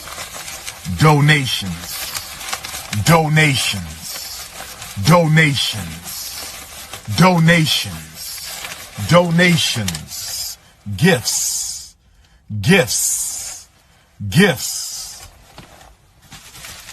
more gifts. Here we go. Just had to take care of some business. 911 audio, that could change real quick. All right, now I want to talk about something that Ryan Clark said on First Take, because I think it's really important. Remember when I told you earlier that Moore was the first black head coach in Michigan history? Well, Ryan Clark didn't exactly let that slide. He failed his family. He failed the young men he was in charge of leading. And he also failed a community of coaches who would love to get an opportunity to coach at a historically great university like a Michigan. Clark said, and this hit hard, you're Sherrone Moore, who was the first African-American head coach at the University of Michigan. There's also a community of coaches that would love to follow in your footsteps that will be partly judged because of your actions. Think about that. We literally. So let's speak on that. Let's speak on that. Let's keep it a buck. This is where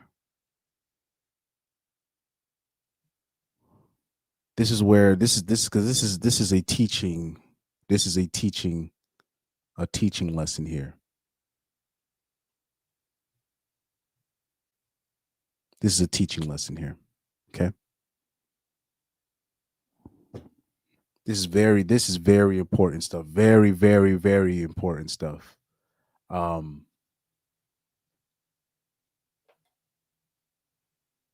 This is a dirty game, right?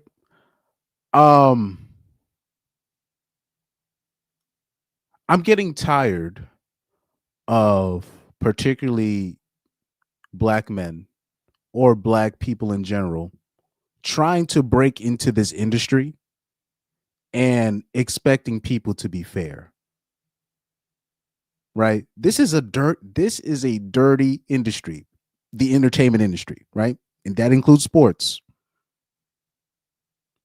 The people that you see up top, they're not spotless. They just understand how to play the game.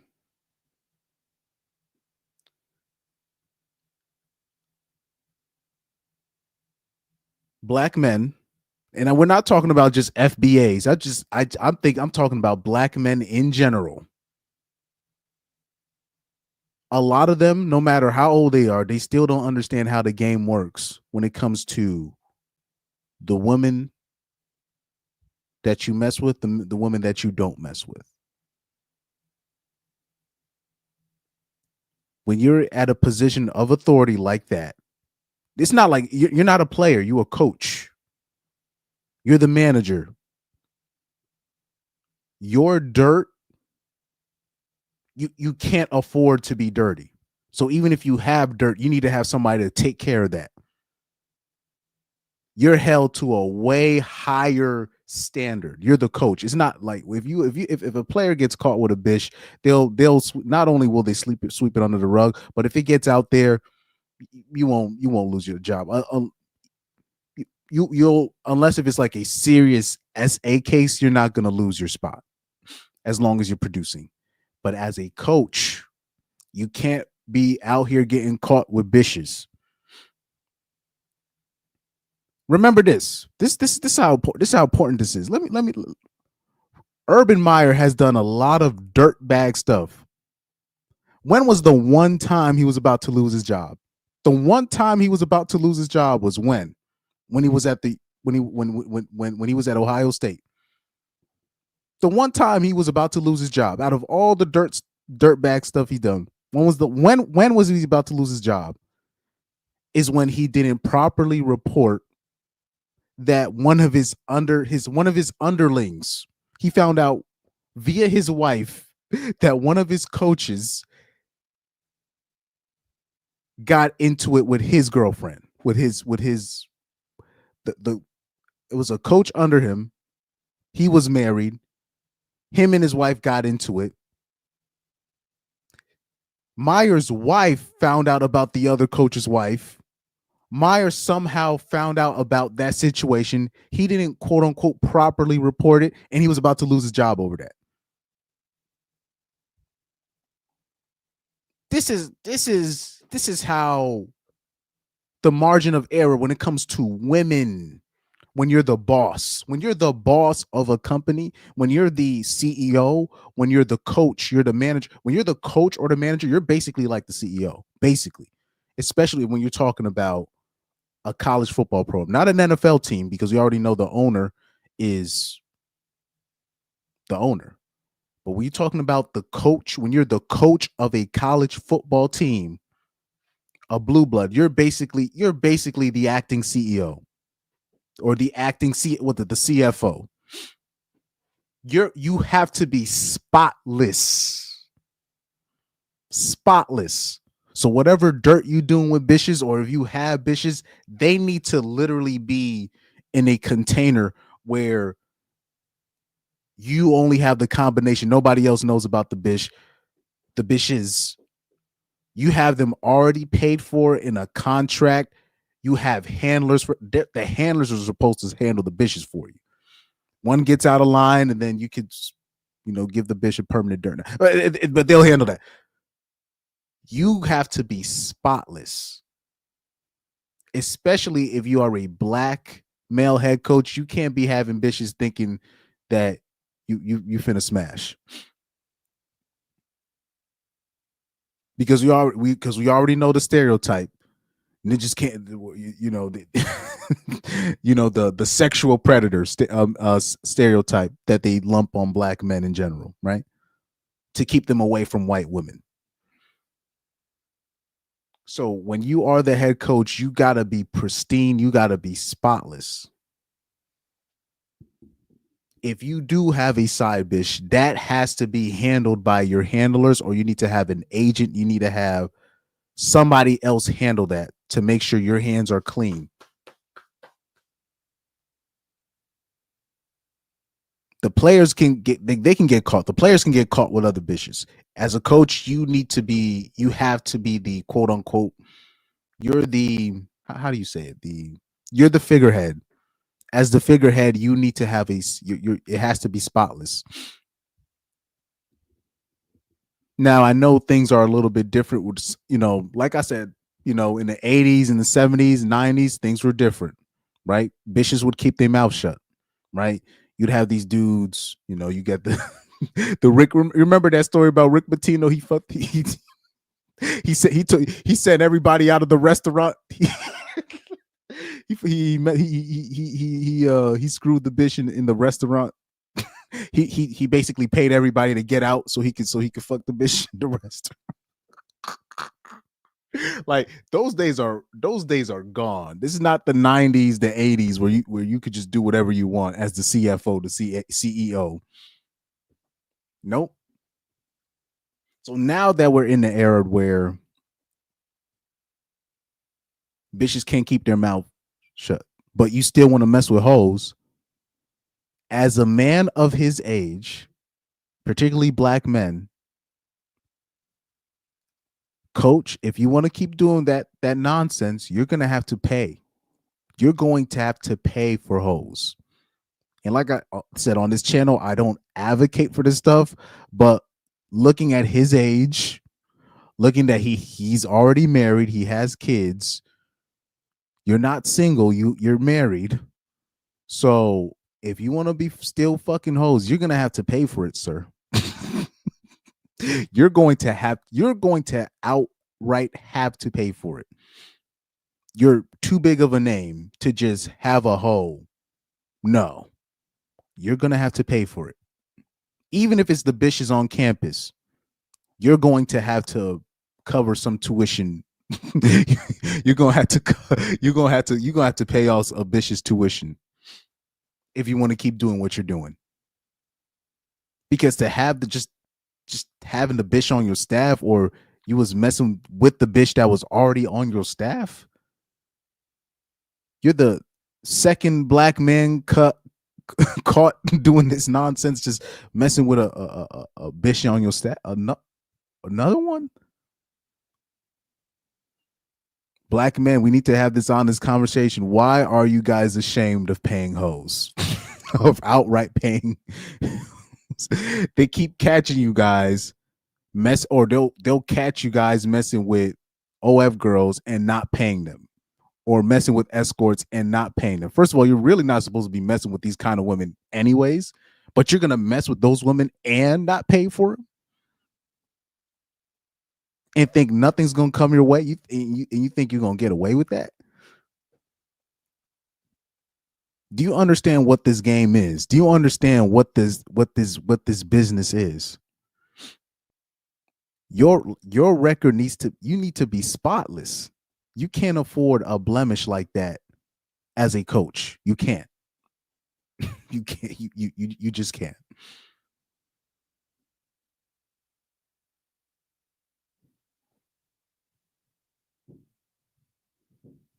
This is not the 1980s. This is not the 1990s. You can't just do what you want to do anymore as a man.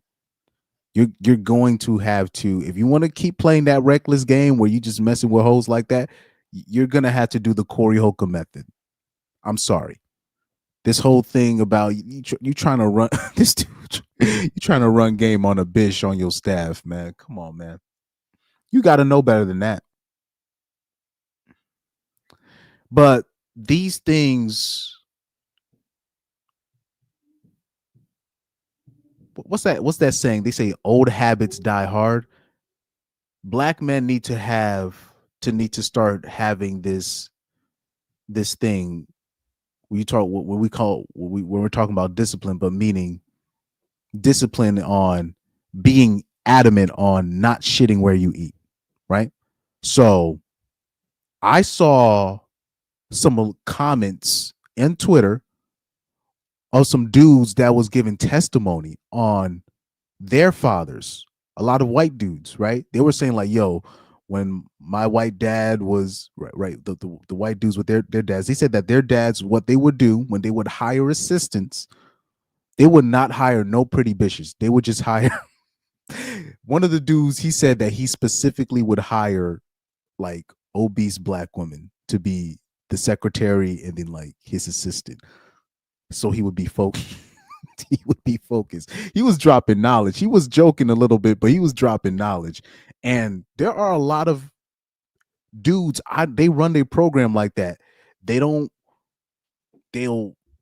like there's a lot of particularly married dudes. That's what they do. There'll be married dudes that are CEOs or CFOs, or they run a company, and they'll either hire a man, or like they'll hire their kids to do the dirty work first before they'll hire any random secretaries or people like that. Or so, but if they have to hire a woman, what they will do, they will hire older obese black women. That's what they will do. They do this on purpose. So they're like, no, I'm not sleeping with that woman, right? But because this is just a different time. It's just a different time. And specifically the married ones, they know if they bring their wife to work and then they see somebody that if they know that their husband is in charge of the hiring process, and then they go to the front desk and they see the assistant is it's basically a 20-year-old version of of what she used to be, or they see one of these hot, cutie little chicks working at the front desk, the wife is gonna be like, "Get rid." They gonna get in trouble at home. So there's a lot of particularly older like married white dudes. They run their program like that. They'll hire somebody like that. They'll hire older Tamika or Tamisha, one of these people. They do that on purpose, right? So there's no rumors. There's no, oh, why did now, like for the little small, for like those rinky dink companies like, Wendy's and all this stuff where you have the managers that are making the same amount as the workers, they be hiring pretty bitches, right? They do that. They get caught up in that nonsense because they're not making much money anyways. So they're like, I might as well hire some eye candy for myself if I can. But the ones with real money on the line, they're not hiring that. I know one dude, he says that like he said that he gave like he hired he said he specifically hired a suspect looking dude because he said he could knock two birds with one stone. People could think I'm inclusive, and then on top of that, I don't got to worry about some pretty assistant flirting with me. And is a dude, he said, so he knows he's gonna get the work. He's gonna get the job done. There's people that just they run their business like that. They're not trying to put nothing out there to where people can talk. Yo, so this is a learning moment, particularly for black men. It's not just Sherrone Moore that has hoes. It's just you got to run your program effectively.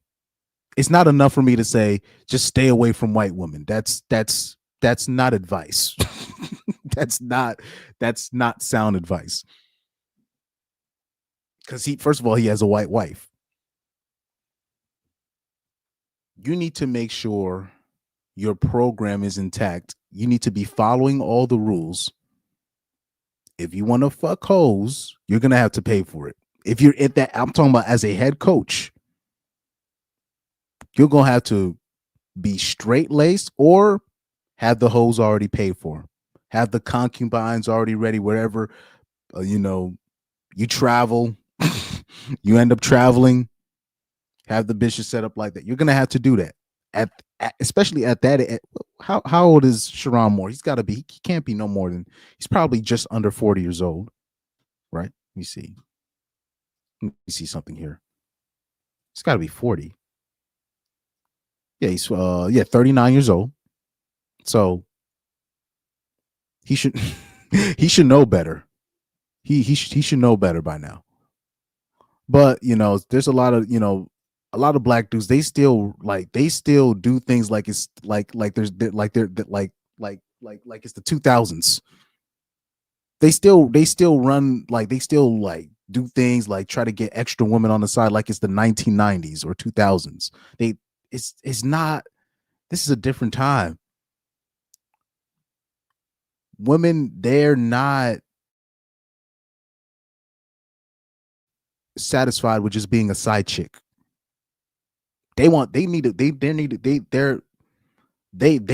like they're above that. They're looking for the next level.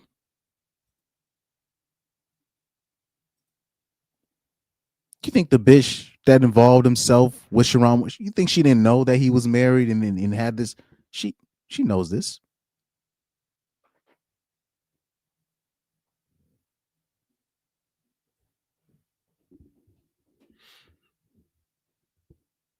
They're not satisfied with just being in your presence. They want what you got.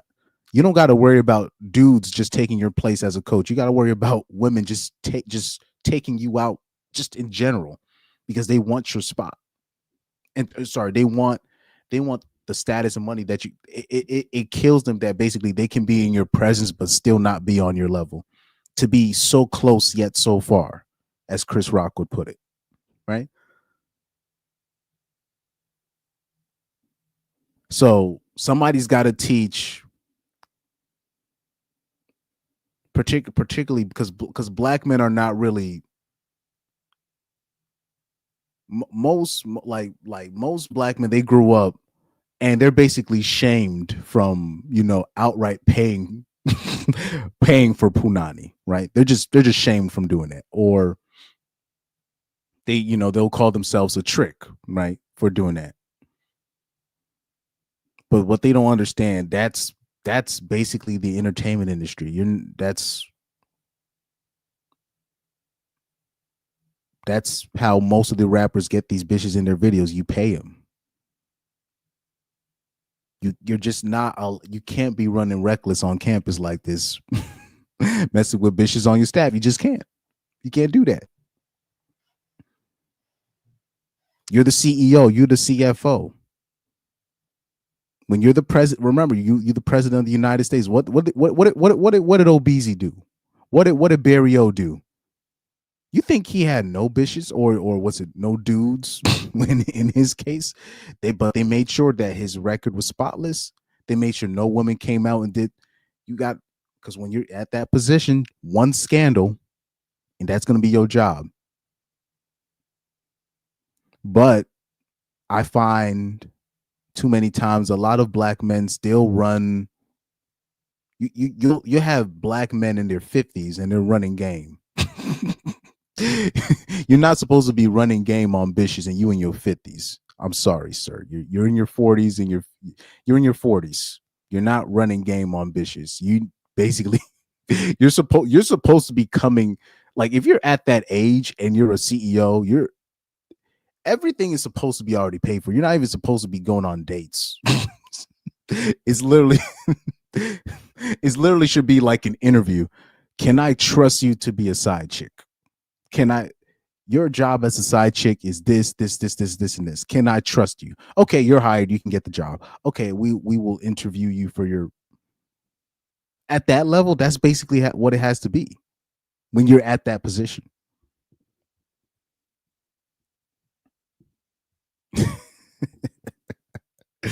Yeah, shout out to Bald Eagle Rage. He says, "Pay now or pay later."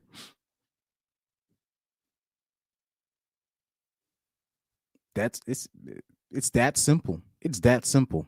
So that's my honest talk when it comes to the the race part of the conversation. That's my what's in my 10 cents for that situation. But yeah, black men, you need to, because I'm not saying like white coaches, they have hoes too. They just understand how the game works. They like a lot of those dudes, like you'll have like they'll particularly like the dudes with money, like the jocks that grew up and then their parents had money. They were already messing with escorts, right? Finance bros are notorious for messing with escorts, so that's not no new ish. So they already familiar with that side of the game, so much so that by the time they in their late 20s, they already know what to do, or they're already ready to be a head coach, and they're not going to get distracted by a broad. Or if a broad decides to come out of pocket, they let their handlers take care of that, right? That's what the game is, man. It's too much of a risk to be running to be making jokes or sleeping with your underlings on your staff, and you the head coach of one of the biggest sports programs in America, bigger than most professional sports franchises. You're held to a different standard. This is a different level. Really just went through this same thing with Mel Tucker at Michigan State. Another black coach at a Big Ten program lost his job over misconduct with a staff member. Clark compared it to Michael. Oh yeah, I remember that. He was like Mel Tucker. He was like sexting one of the people, the women on this,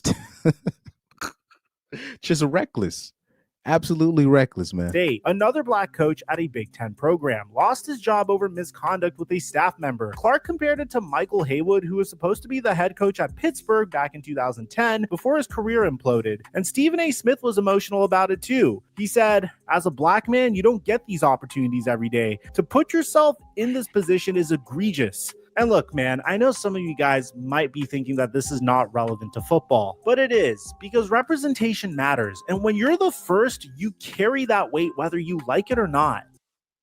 All right, let's talk about football, because the fallout from this is... That's facts. That's facts. Now, it might, black men might consider that unfair, but these are when you the first, you have to take those bullets. You have to take that pounding. No, no Diddy. You basically got to be spotless, because you're not just representing yourself. You're not even just representing your family. You're representing all black men. So you can't be out here running 90s game on bitches on your staff. You can't be doing that. Absolute chaos. The transfer portal opens up on January 2nd, and I promise you, every single player on that Michigan roster woke up Thursday morning to texts from their agent. Taylor Lewan, the former Michigan All-American, said it on the Pat McAfee show. If you get the powers that be, whoever the Illuminati of Michigan is, to make a strategic decision right now, who are our top 3 guys? That call needs to happen, whether it's back channels or right to Jimmy Sexton himself. It needs to get done immediately, because you got to get these players to get off of all the sharks that are about to come. But the biggest question... Yeah, because now all the top recruits at Michigan, or the top level players, now they see, because right now now one of the biggest programs in the country, they don't have a head coach right now. That's crazy work.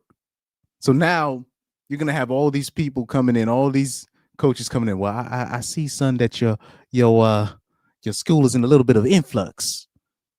Why don't you come to our program? And because Michigan is already it's a cold state.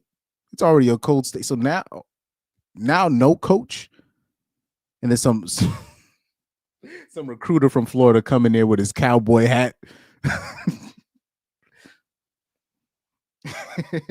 In a bag of money, because now you can pay players. Now they could just show up to the door now with the sack of money. They don't gotta give it to the bag man no more. They could just show up to the house, show up to the campus with the bag of money.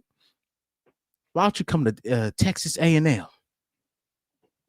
and finish out your season after your coach? I got to work on my Southern accent. These people gonna come out like straight sharks that smell blood, man. Like, oh yeah, what did my old coach used to say? Like flies on crap. What?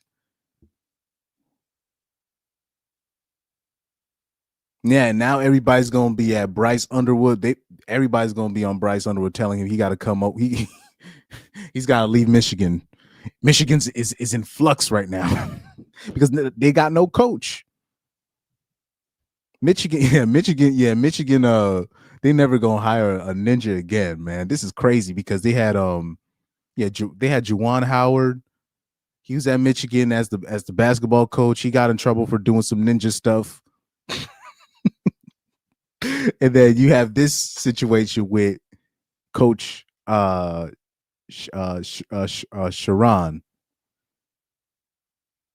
What's this man's name? Sherrone Moore. He said Underwood about to go back to LSU. Might transfer back. See something real quick. Bryce Underwood. Let me see how old he is. Let me see. Oh, he's still 18 years old.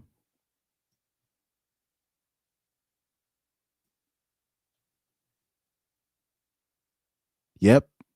Look at what they're saying. Bryce Underwood, LSU rumors take dramatic turn. They think he might transfer. Well, you said transfer back. Was he? They're saying he's 18. Oh, so he might. So he. Oh, meaning he maybe he was considered at LSU, but then he went. Oh yeah, because I think Michigan they stole him from somewhere. I think they stole him from LSU. Like LSU was gonna get Bryce Underwood, but then the coach, Sherrone Moore was able to flip him from LSU, or was it? It was either Alabama or LSU.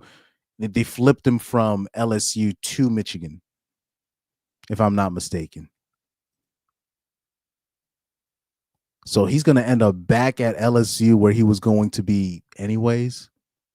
This is interesting. If that's true, if what you're saying is true, Garrett, in terms of the LSU, because he got flipped from a SEC team and then to Michigan. That's some very interesting stuff.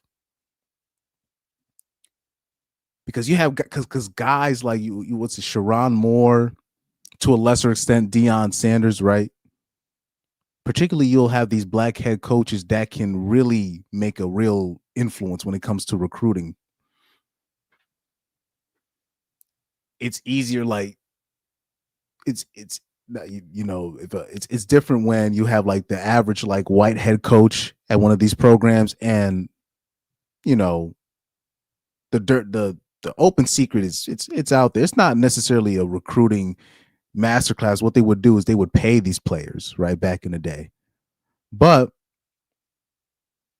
with NIL, everything's at an even playing field. So now it's just about just the coach, the relatability factor.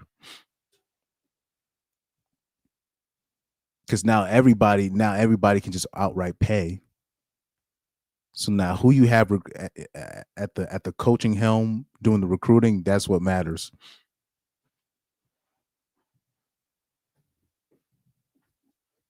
So for Sherrone Moore to be able to flip somebody from going to LSU to Michigan, that's a big deal. That's a big deal. But now he's gonna end up basically going back to LSU where he was supposed to be. That's interesting. That's very interesting.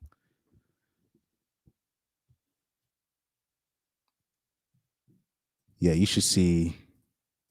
I think I showed you this. Where's my Google tab? Here we go. Yeah, Bryce Underwood, LSU's rumors take dramatic turn.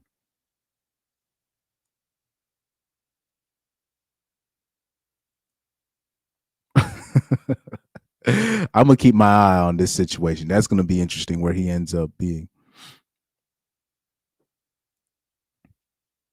Oh, he won Freshman of the Year. Nice. But anyways.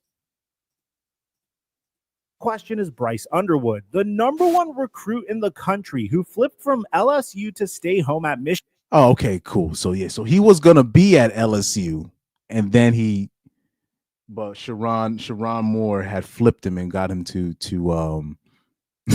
to Michigan. That's interesting. Michigan, minutes, and I mean minutes after the firing was announced, LSU legend Tyrann Mathieu posted on Twitter and said, "Come home, son. We are waiting and will accept you with open arms forever." After probably dissing him all year for flipping his decision.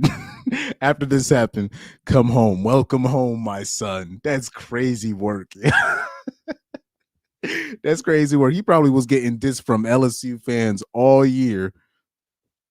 Sherrone Moore gets fired. Welcome home, my son.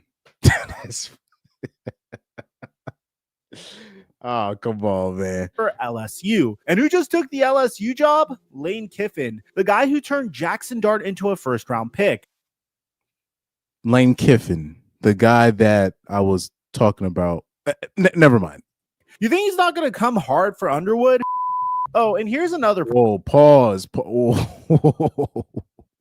Whoa, pause on that. That's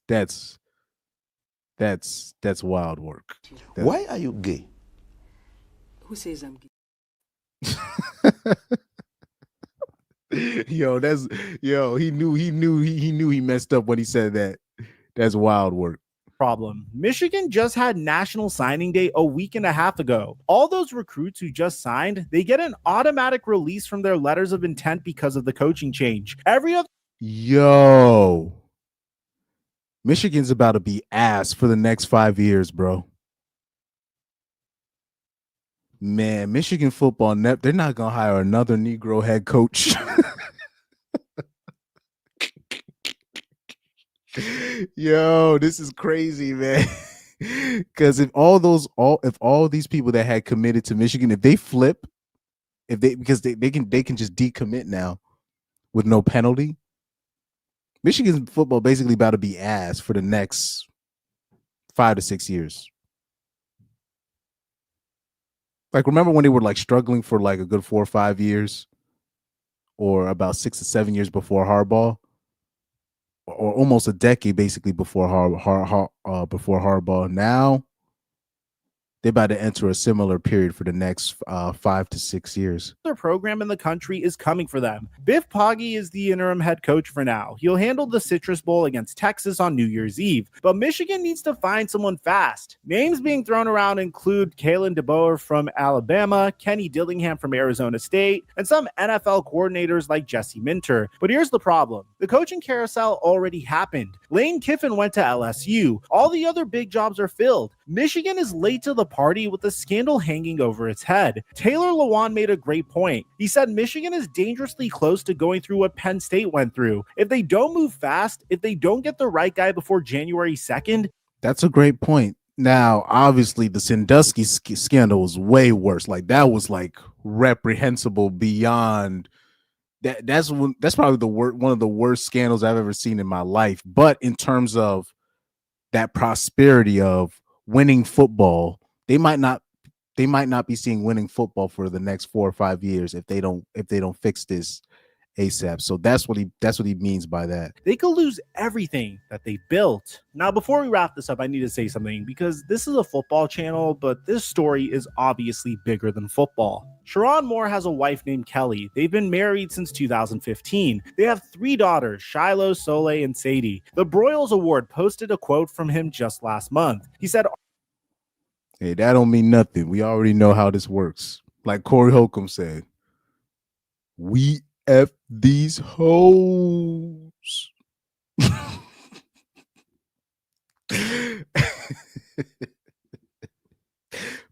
Especially those married dudes. Those married dudes, they be doing dirt. They be doing straight dirt, dog. And then playing holier than thou in public, but hunting hoes. Anyways, our daughters don't care about the outcome of the games. They just want daddy to sit down and read them a book when he gets home. And that's what he does. That family, those little girls, they're going through something that no one should ever have to go through. And I'm not saying feel bad for him, because he made his choices. Whatever happened, he put himself in this situation. But when you hear that 911 audio talking about him considering ending his life, about him having a knife, about him being in mental health protective custody, this isn't just a scandal anymore. This is a tragedy. Rich Eisen said it on his show. He said he's gutted, shocked, dismayed. He thinks about Moore's wife, his 3 daughters, the young lady involved. He said lives are shattered, and he's right. So where does this all lead? That's doing a little bit too much. He's just a dude that got caught. He a dude that got caught, and he didn't understand the magnitude of his situation. The magnitude of, bro, if you get fired, especially if you get, it's not like you got fired for being ass. You got fired for improper conduct. So it's going to be hard for you to get another job. Just in general, like, obviously, like, a smaller team will hire you, but in terms of you getting a chance with a blue blood, those days are over.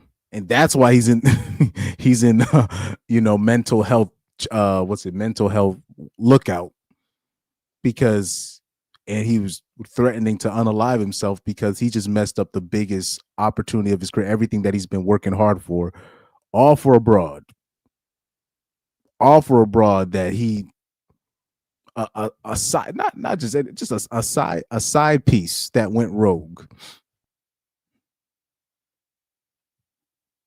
us. Sherrone Moore went from winning a national championship to sitting in a jail cell in less than 2 years. He went from making history as the first black head coach at Michigan to being mentioned in the same breath as Mel Tucker and Bobby Petrino. Michigan, one of the most storied programs in all of college football, is now looking for their third head coach in 4 years. The sign stealing scandal, the NCAA violations, and now this. We don't know anything yet. Moore still hasn't told his side of the story. His arraignment is on Friday. There's probably more coming out. But what we do know is that a man who had everything, who worked his way up from junior college to the top of college football, who had a family, who had a legacy, threw it all away. And the fallout is just getting started. From national champion to jail. That is the story of Sherrone Moore. Let me know what you guys think about this in the comments. Damn.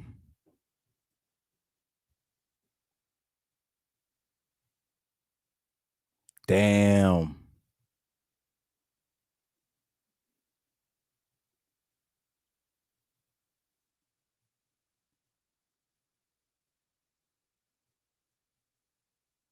Somebody said he threw it all away for some box. Oh man. That's crazy work, man. Damn. But yeah, the people that I've been seeing, so I was seeing this. This is also what I was seeing on the online sphere, right? This is what I was seeing. It was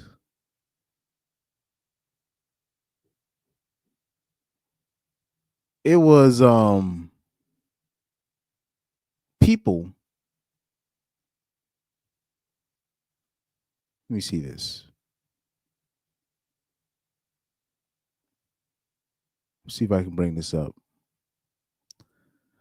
But yeah, there were people out here that were comparing the situation to the Shannon Sharp incident, and I was like, this is two completely different situations. First of all, Shannon Sharp is single. Yes, Shannon Sharp did lose $100 million deal, but like I said, he was single and he got extorted by a broad that he was messing with.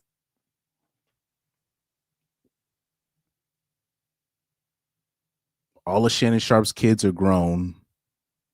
Shannon Sharp lost his own money. So people were talking about generational wealth, but I'm like, well, that money was gonna all basically go to him. and anyways, all of his kids are grown, right? But it's a lazy comparison because white bitches are involved, right? But this is just a simple situation of him having a side piece and him being very sloppy about the situation. And it's only until that he got fired where he realized I fucked up.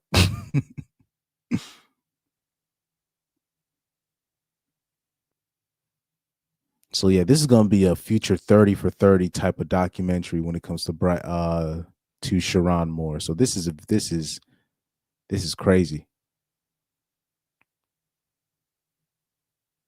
Okay, so here we go. This is the thing. This is where we have lazy journalism.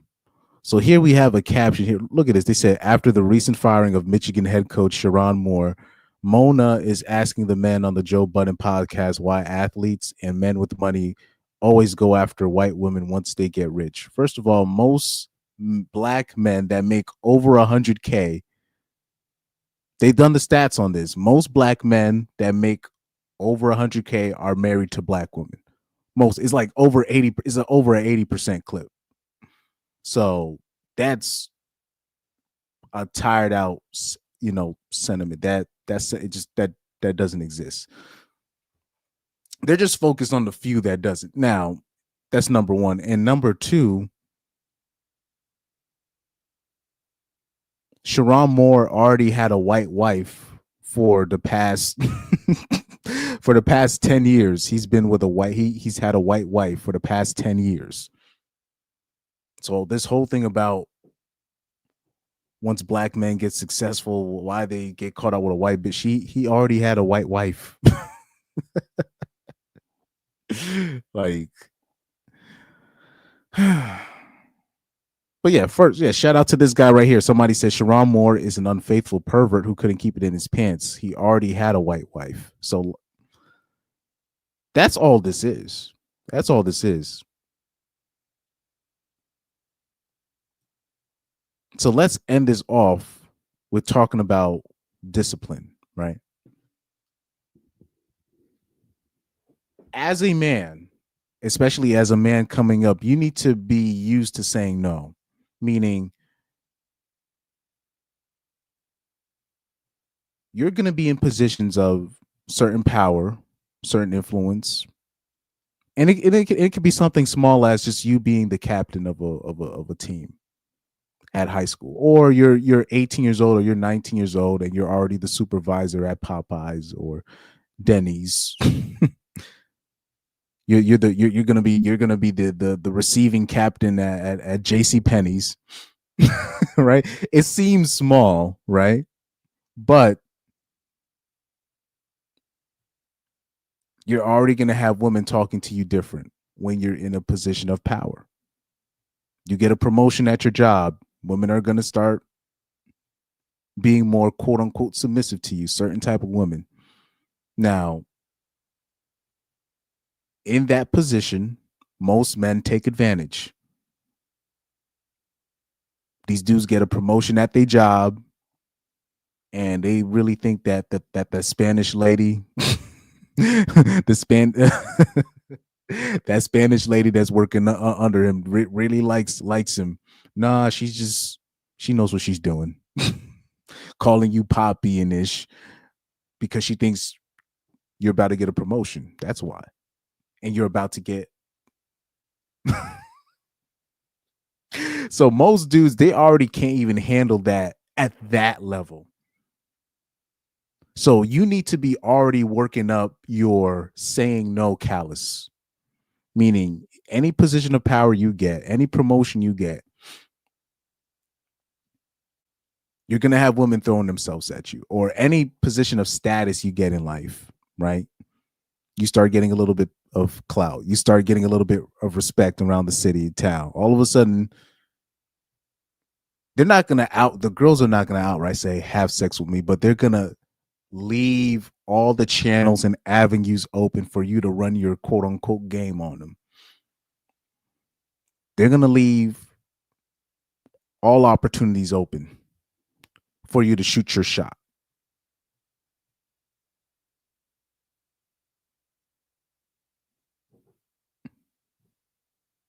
This is how it works, man. You need to really be working on, you need to be already used to saying, or just disciplining yourself to being like, let me stay away from this situation so I don't tempt myself.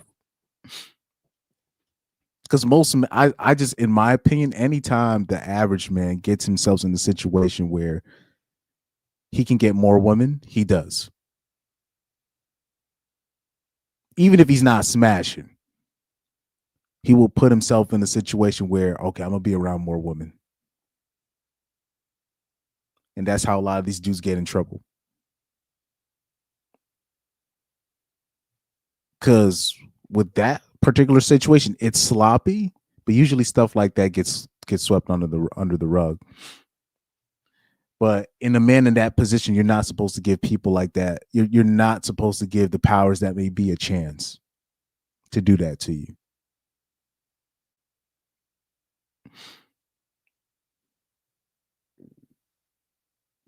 Excuse me. But anyways, let's see if I missed anything. It's 11:54. Let's see if I can sneak in one more video. But this whole black and white discourse thing on Twitter with the Sherrone Moore thing, it's just, bruh. This is ridiculous.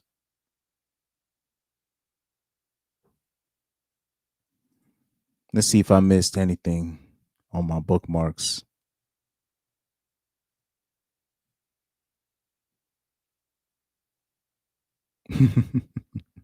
Watch this.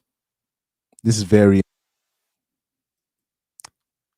interesting. Before we sign off, let's do one more thing. Let's do this right here. Here we have Christina Cavallari. She has no idea she's a side chick, or she's the side chick in this situation. And mind you, she's in her 30s. But I want to show you this video just to show the delusion.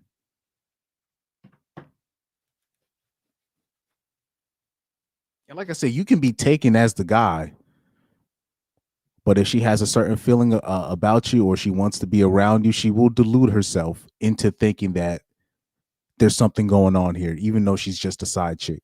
This guy in LA that I am dating. He's in LA, I'm in Nashville, and he's busy, I'm busy. We do not have really a texting relationship. There is a text once in a blue moon, and there'll be a little back and forth, but not much. And what he will do is he will call me, but it's not all the time. It just depends. Sometimes it's every few days, but there's been a week where I won't hear from him. And by the way, I'm not reaching out to him either because life is busy. And I think we want to date someone who has something going on, who is busy, where they actually can't text you all day and they can't call you every day. And I just think, especially if you have kids, it's busy. What's the difference between her and the bish that cooperated with the university to get Sherrone Moore in trouble? Because according to the reports, they're saying that it was because of her that they found out that there was a relationship. It's that same mentality. She knows she's the side. Like in the back of her mind, she knows the side chick. She is the side chick, but in her mind, she just got to say, "No, we're just dating. We're dating." Even though I can't say who this man is. A bitch will say that I'm dating this man, but she had to sign an NDA. Like this is the levels of delusion that you're dealing with. I'm talking about bitch fresh off of signing the NDA, and she's talking about we're dating. What are you talking about? There's nothing. Yo, if you have to sign an NDA, or you can't even mention his name, that means, first of all, that means you know that he's taken, and then second of all, that means there's nothing there. But since she is sexually involved with somebody that she may want to use or be a part of their life later on down the line, even though that doesn't mean that she loves or likes the guy, but she wants to be a part of this guy's life, she will count that as, okay, I'm seeing somebody. She will count that as an option in her book.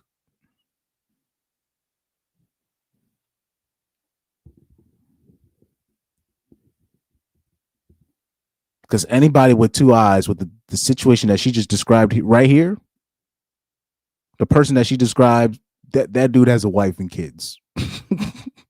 We already know this. Or he has a baby mama and multiple kids with different baby moms. We already know. This is too easy to figure out.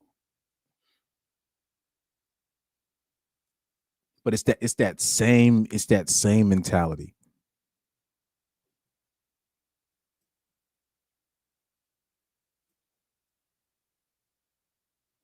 And it doesn't change with age. It doesn't change with age. You know, they always say, "Oh, this some young girl stuff." Nah, a lot of the young girls are actually more with the program. They're just like the girls our age. They're just straight demons. They're just after the money. They're just straight after the money. Straight demons.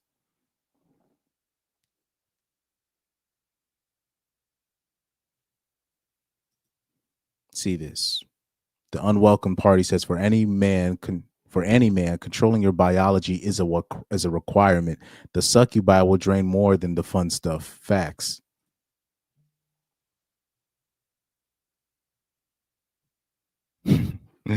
But anyways, I'll talk more about this. I need to start having more just like off the cuff conversations, just do random lives here and there.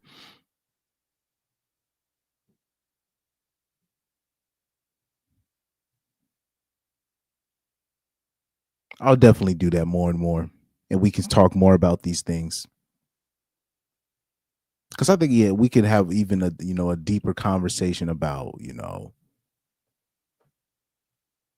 because my take when it comes to these things, I'm not gonna just completely admonish him. All I would say is this: it's just black men need to catch up in this part of the game.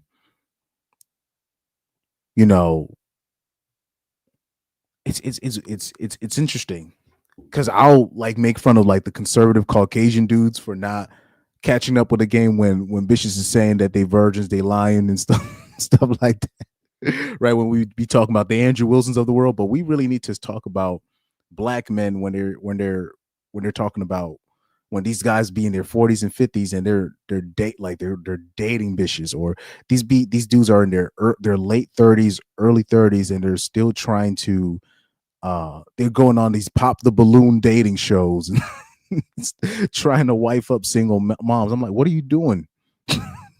So that's the part of the game where black men need to catch up and understand this is a different time.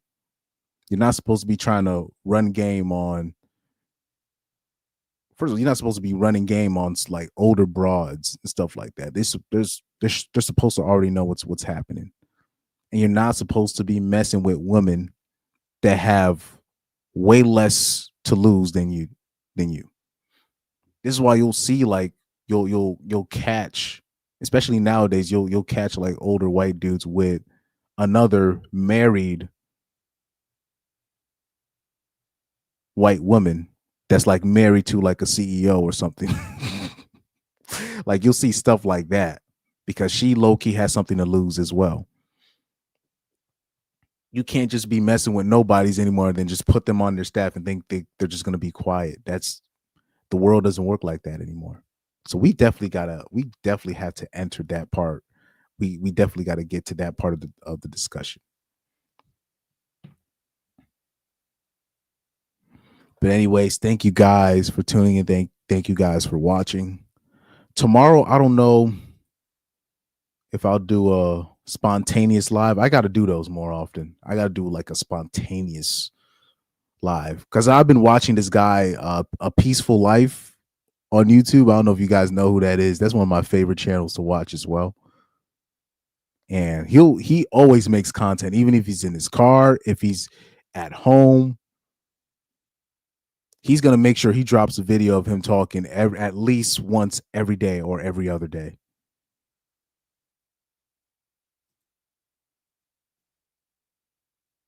But yeah, I gotta maybe I can talk about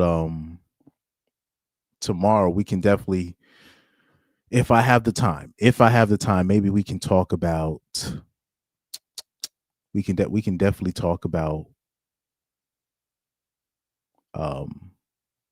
what's that bitch name? India Love, right? India, what's her name? India Summer or India Love? What's her name? The OF chick. Or that be on all these streamers. Is her name India Love or India Summer? I'm blanking on her name. I'm just completely blanking on her name, man. We can definitely talk about her. We can talk about a lot. We can talk about a lot of people because there's a lot that happened this week. We can talk about Aisha Curry. We can talk about Dr. Cheyenne Bryant speaking on Aisha Curry. There's many stuff to talk about. Yeah, India Love. That's her name. Yeah, like India. Oh no, India. Never mind. Do not type up India Summer. Do not type up India Summer. India Summer. I think that's an adult film star, if I'm not mistaken. Let me search up on my ex real quick. Let me search up on Twitter. I was like, India Summer. If so, then I got to stop saying her name. Then I might demonetize my channel by saying some of these people's names. Let me go on my search bar real quick. Let me go on my search bar.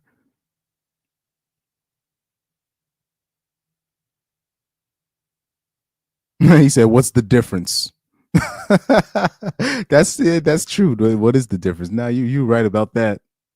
You're definitely right about that. Say India summer. Yep, that's a film star. That's an adult film star. That's an adult film star. I'm like, wait a minute. India, what? Oh, that's a MILF. Anyway. I must have saved that name in the I must have saved that name in like the you know what they call the spank bank. So I got to remember this name for the future. Cuz I remember especially when I was like younger, I would never I would only remember certain names when I would watch that stuff. And I used to be so mad at myself that I would forget the names. I used to be like, no, I was going to save this name for tomorrow.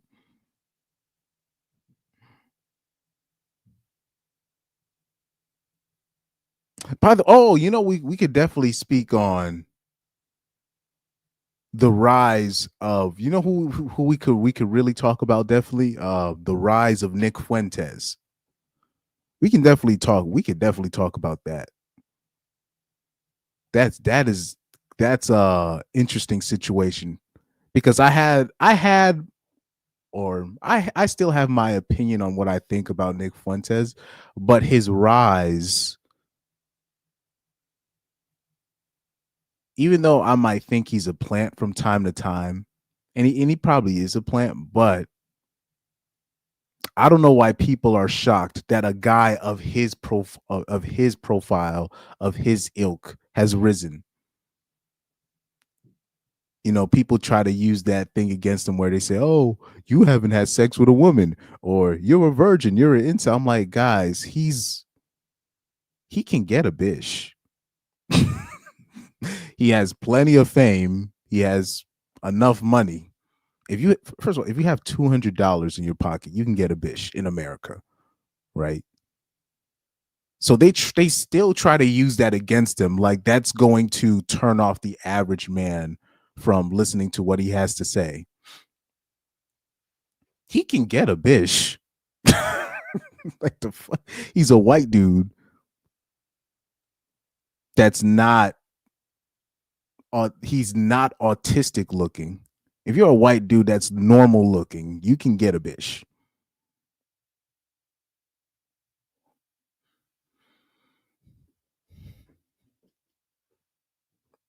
He's what you would call a voluntarily celibate person, right? Now, but it's this like this thing that I see the normies do. They think that's gonna turn off the average man from from listening to what he has to say by saying, "Oh, he's this and that. Oh, he's probably gay," right? They those are the two things that they say about Fuentes. Where even though I think he's a plant, I just look at it then when people start saying stuff like that where they think that's a diss, and you're just like, it makes you go like, okay, really?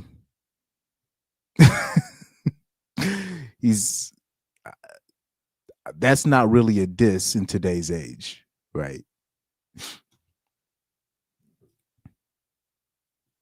Yeah, he said, I was just about to say, yeah, he's just a celibate. Mind you, I'm like I said, I'm not a fan of Fuentes at all, right?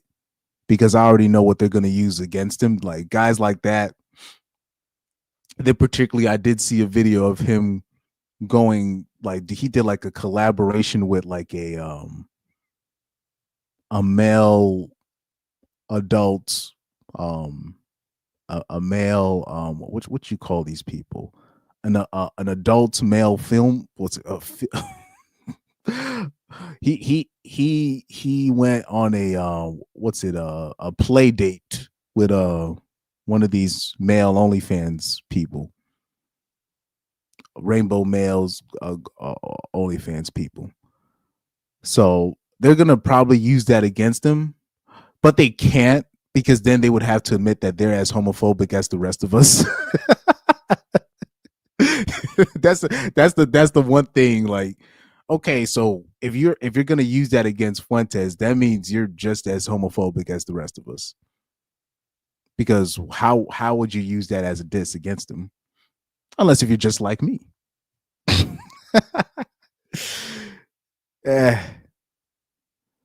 Yeah, like I said, like, so Baldy Eagle Rage said Nick has some good points, but he really seems to got yeah, he said he said I see his clips and I'm like, what the F? Like, yeah, like he's an interesting caricature, right?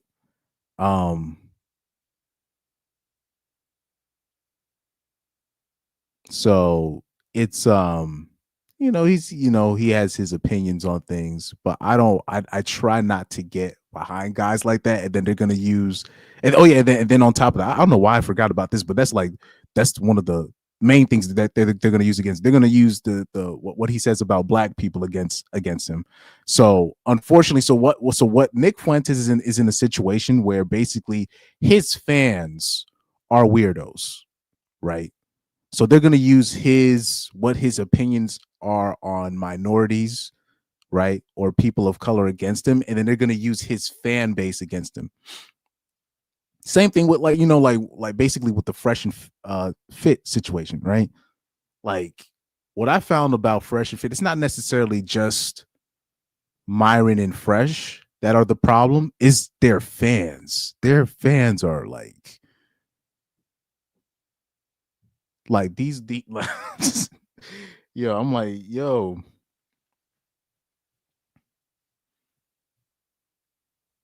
like I remember I saw one call-in show that they did with Justin Waller, and who's another grifter, mind you, but I think he got demonetized, if I'm not mistaken. He got his channel kicked out of YouTube.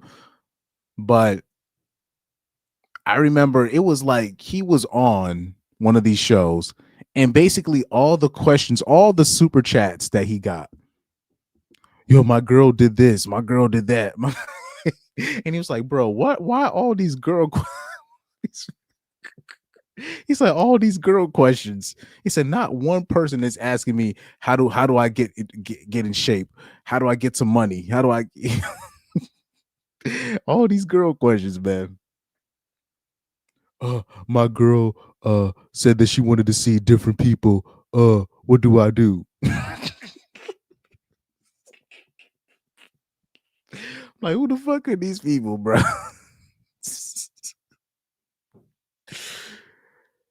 But yeah, like I've seen like Fuentes react to some of his super chats, and he's like, y'all niggas are weirdos, bro. Like, I don't think people like most of the stuff he says is for shock value, but unfortunately, they're going to use him to represent a certain type of white dude in this country that most white dudes don't want to be or want to be identified as, but they're going to use Nick Fuentes as like the cover guy for that. So like they're just gonna call Nick Fuentes, oh, he's the king of the incels. They're just gonna say that, even though that's not even remotely true. But that's what they're gonna use him for that. So that's why it's gonna be hard for me to kind of get behind what he's trying to say, what he's trying to put out there. He makes some decent points, but I'll say this: the more that the media or the mainstream media, because I saw some of the part of the interview that he did with Piers Morgan. The more that the lamestream media shames him for quote unquote not ever having sex with a woman or not kissing a woman, the more they actually bring people to his cause. The more you call him gay, that's not going to change anything. like but the normies, they still use the same, shaming tactics. Look, because at the end of the day, whether you agree with his message or not, he is successful. He has a fan base. He has a fan base that supports him. So now basically they're just saying, okay, why don't you have a girl? And he's like, I don't want one. And I knew somebody of his ilk was going to come up where you're going to have guys like that. They've never had a girlfriend. They've never had this. And they're just not going to, they'll just be like, I don't think having a girl is smart for my brand. So they're just going to avoid women altogether. I knew guys like that was going to rise up the ranks eventually in the internet world, where you're going to have a bunch of guys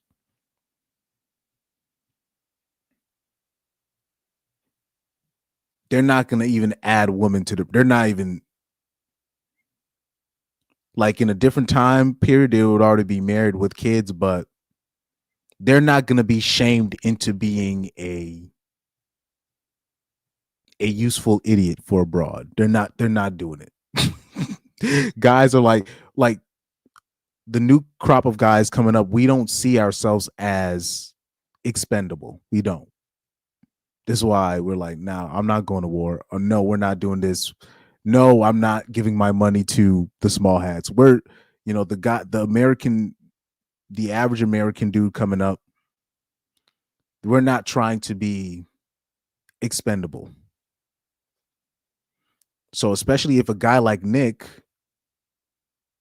they don't realize they're making it worse, because you have a guy like Nick who made it up the ranks, demonetized and all, or got his money taken from him. He's still successful. He has money and no girl is involved.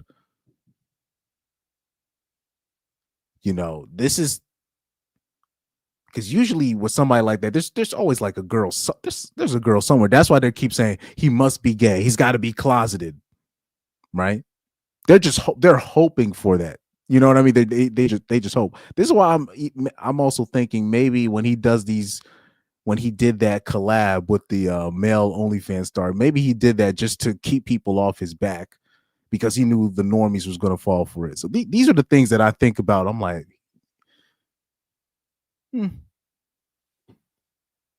have a generation of men coming up and they're just like, what use is there for me to, if I'm trying to rise up the ranks, to add a broad to my spot, especially if I wasn't successful with broads in high school? What's the point of me going for a broad now that I'm in my mid-20s, in my late 20s? So that type of a guy. So now this is where whatever difference I might have with him, I can't blame him for that take. I can't blame him for that. And you're not going to shame him into having a broad. That's really what it is. It's not even like they're gonna try to use like the racism thing, but it's not about that. There's plenty of racist dudes out here that the powers that may be, they tolerate them. They don't really care about them. They care about him because of not necessarily just his views overall, but also because there's no broads involved. That's really what it is. They can talk about all the, the anti-Semitism or what he says about black people or Hispanics or whatever. They don't care about that. It's the woman part. That's what it is. He was able to rise up the ranks, be as successful as he is, get the clout that he gets, and there's no broads involved. So there's no broads that they can send to him to gain leverage over him. That's what they're really scared of. So this is where,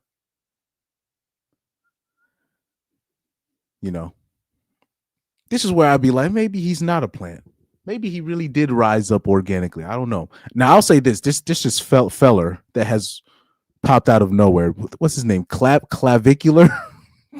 He might be funny, but I know 100% he's a plant, because he just came out of nowhere and just took over Kick and Twitch streaming. Now this dude is all over my Twitter algorithm. I'm like, where did he come from? clavicular, he's definitely a plant. That's guaranteed. He's definitely a plant. Nick Fuentes, I'm not sure about him. I'm not completely sure about him.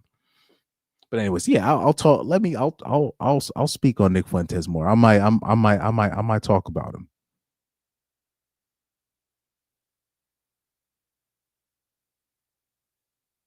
What's tomorrow to you? Tomorrow's Sunday?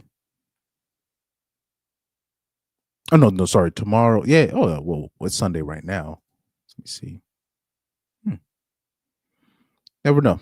Never know. You never know. But anyways, take it easy, guys. Let's get this soundbite game working. I'm gonna end it off with Ben 10. Because if I do a live stream in public tomorrow, I'm not gonna be able to say what I want to say. I'm gonna be having somebody, one of the guys, with me while I'm in New York City. So I might not be able to say what I want to say. It might be, if I do a live stream tomorrow in the city, it might be akin to when I was on tour last year in the 2 lives that I did when I was walking around Pittsburgh and was it Pittsburgh in North Carolina? Yeah, when I was in North Carolina and then the Pittsburgh live stream. But particularly the Pittsburgh live stream, I could not say what I wanted to say. People that remember that live stream, that y'all know exactly what I'm talking about. When I was in Pittsburgh, I had the fellas literally with me. I'm like, bro, guys, I can't mess up this bag. I can't say what I want to say. I could only, I couldn't even show them my real channel. I was like, look, I got to do this live stream. Just look up on my live stream tab or on my search tab, Amber Rose trending. That's what the live stream was called. And I was in Pittsburgh. But anyway, shout out to you guys. If I see you, if it's not Sunday, then it's definitely Monday. So take it easy and take care, guys. Go on. No, I sense I've made a mistake of some kind.